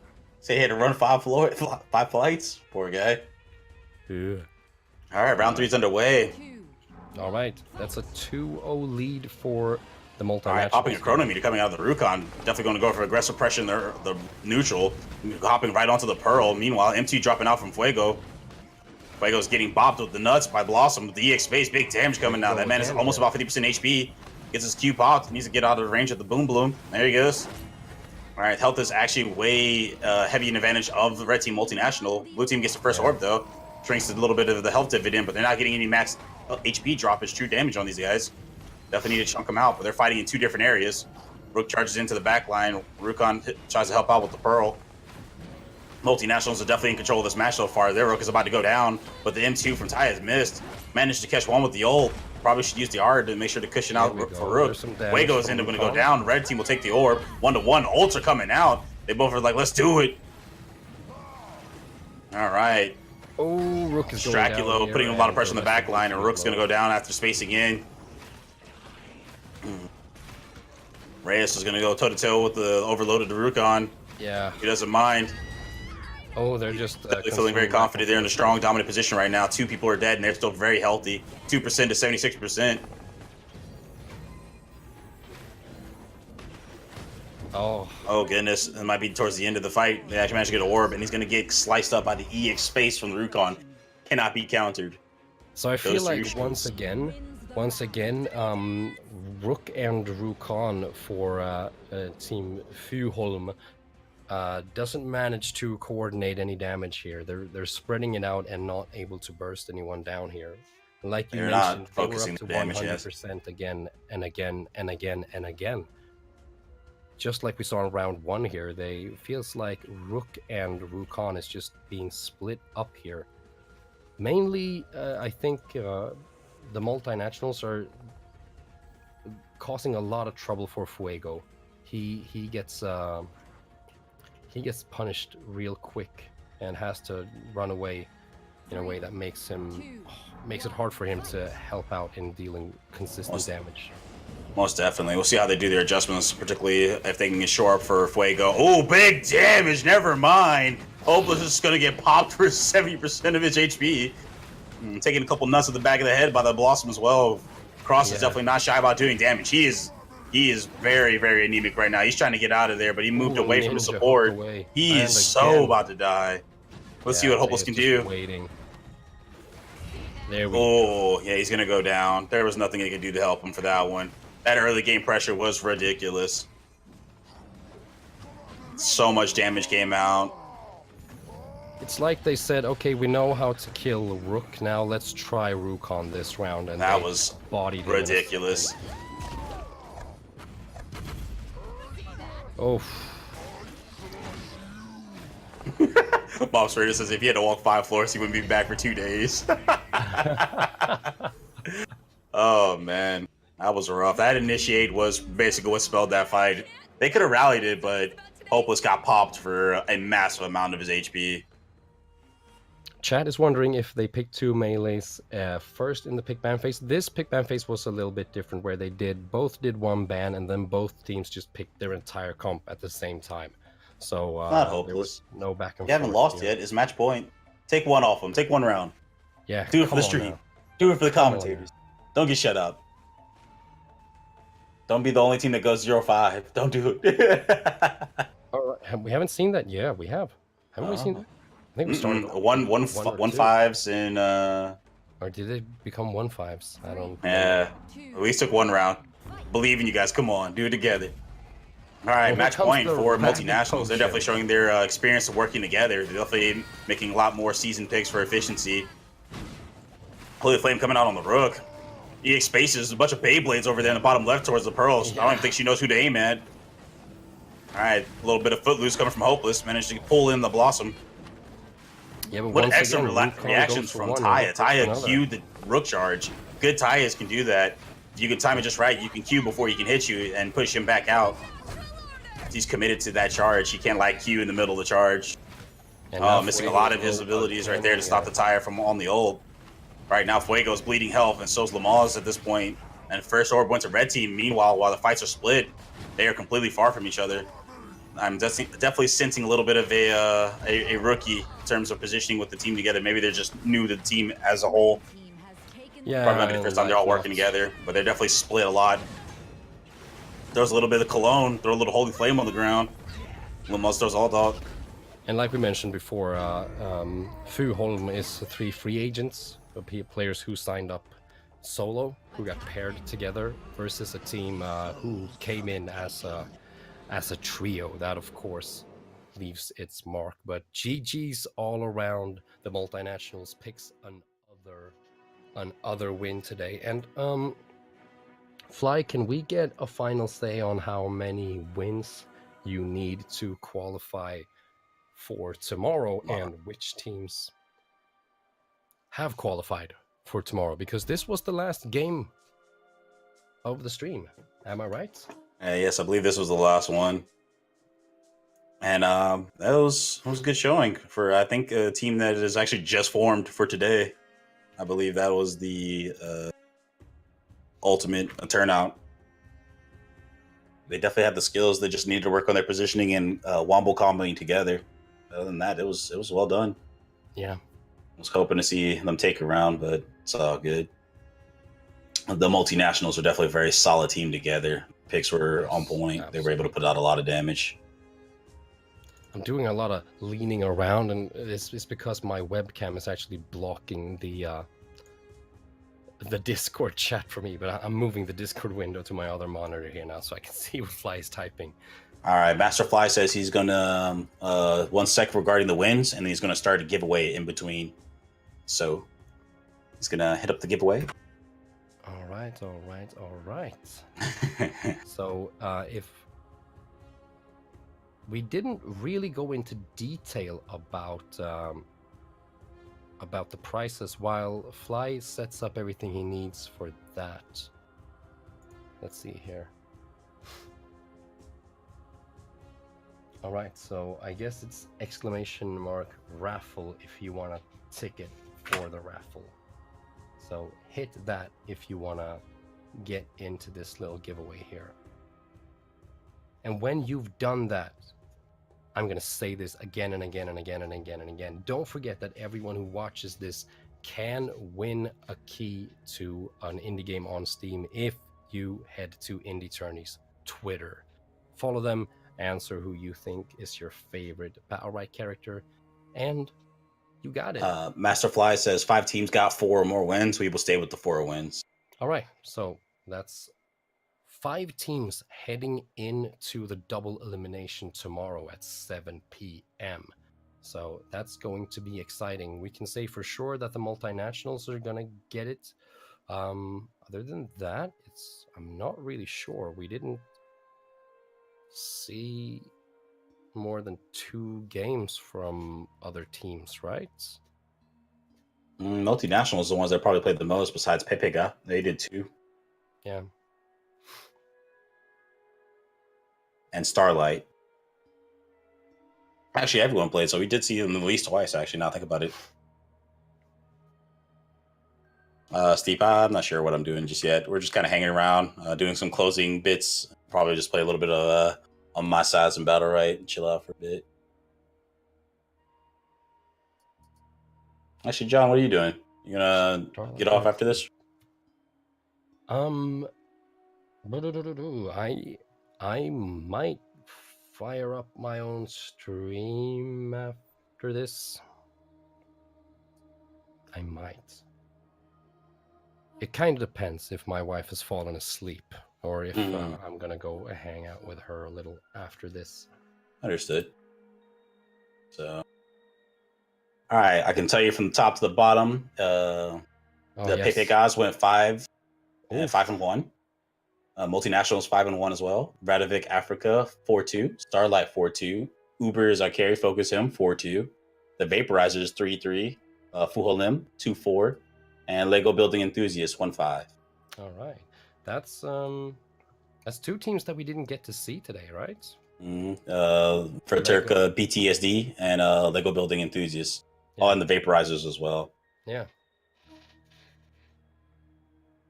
But all in all, good bunch of games that we saw here. Definitely very outstanding. All right, and so as Mops Raiders mentioned in stream Swedish coming in the stream here, a shout out to Stunlock and Bacado who threw in the Love Hound skins here as a little extra prize here for our giveaways. So thank you for tossing that in here as a little extra for us to give away. Sponsored by SLS.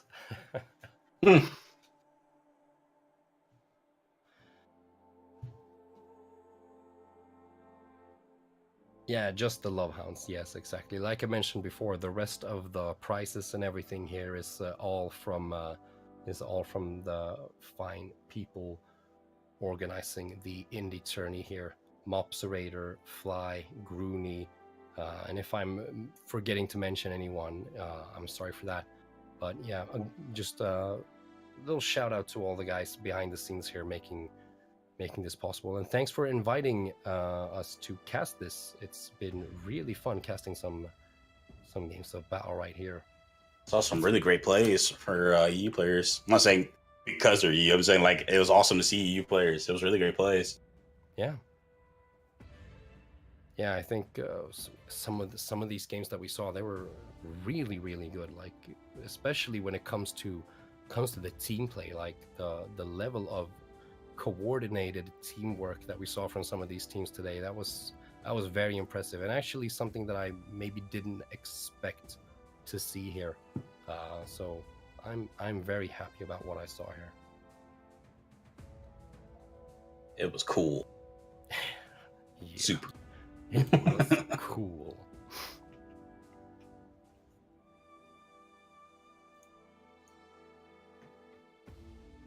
All right. Is there any other last bits? Do we need to let them know, tell them about, so on and so forth? Well, I guess maybe we should. Is the raffle still going here for the giveaway? Believe so. And they're rating Greninja after the giveaway. Oh, that's And just gonna get perfect. that So fad raid. Get ready for some Greninja raiding here.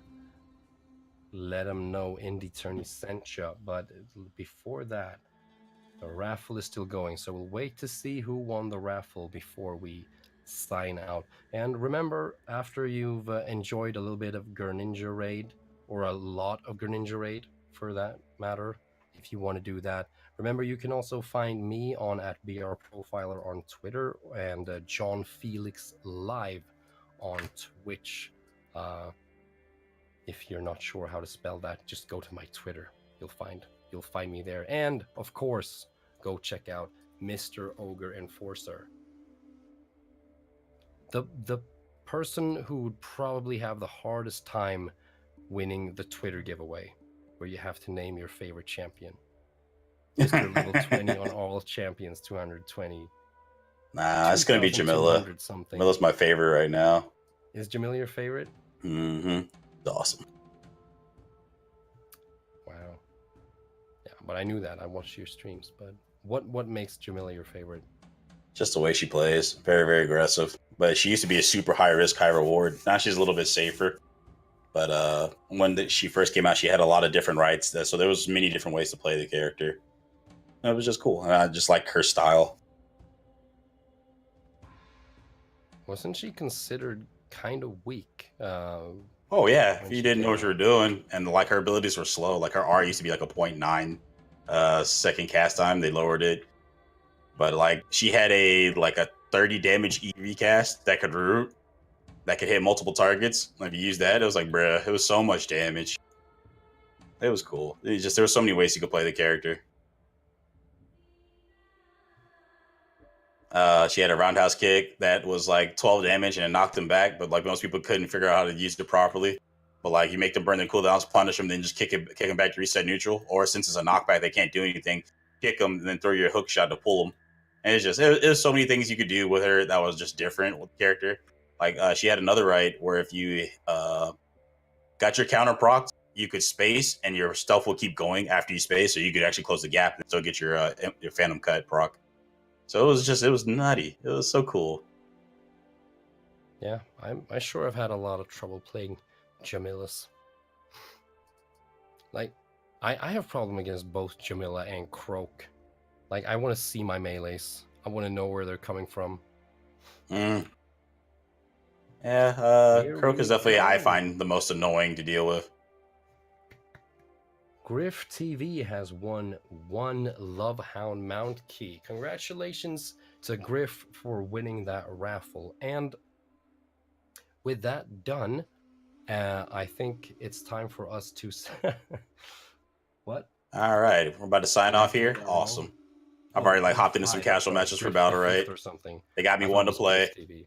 All right, so we are raiding the Journey stream right now. Don't forget that there is the double elimination bracket tomorrow, 7 p.m.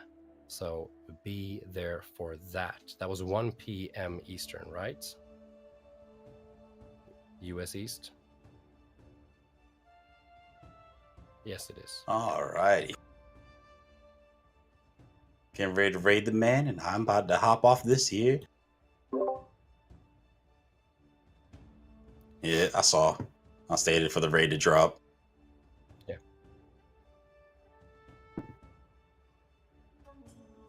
Yeah.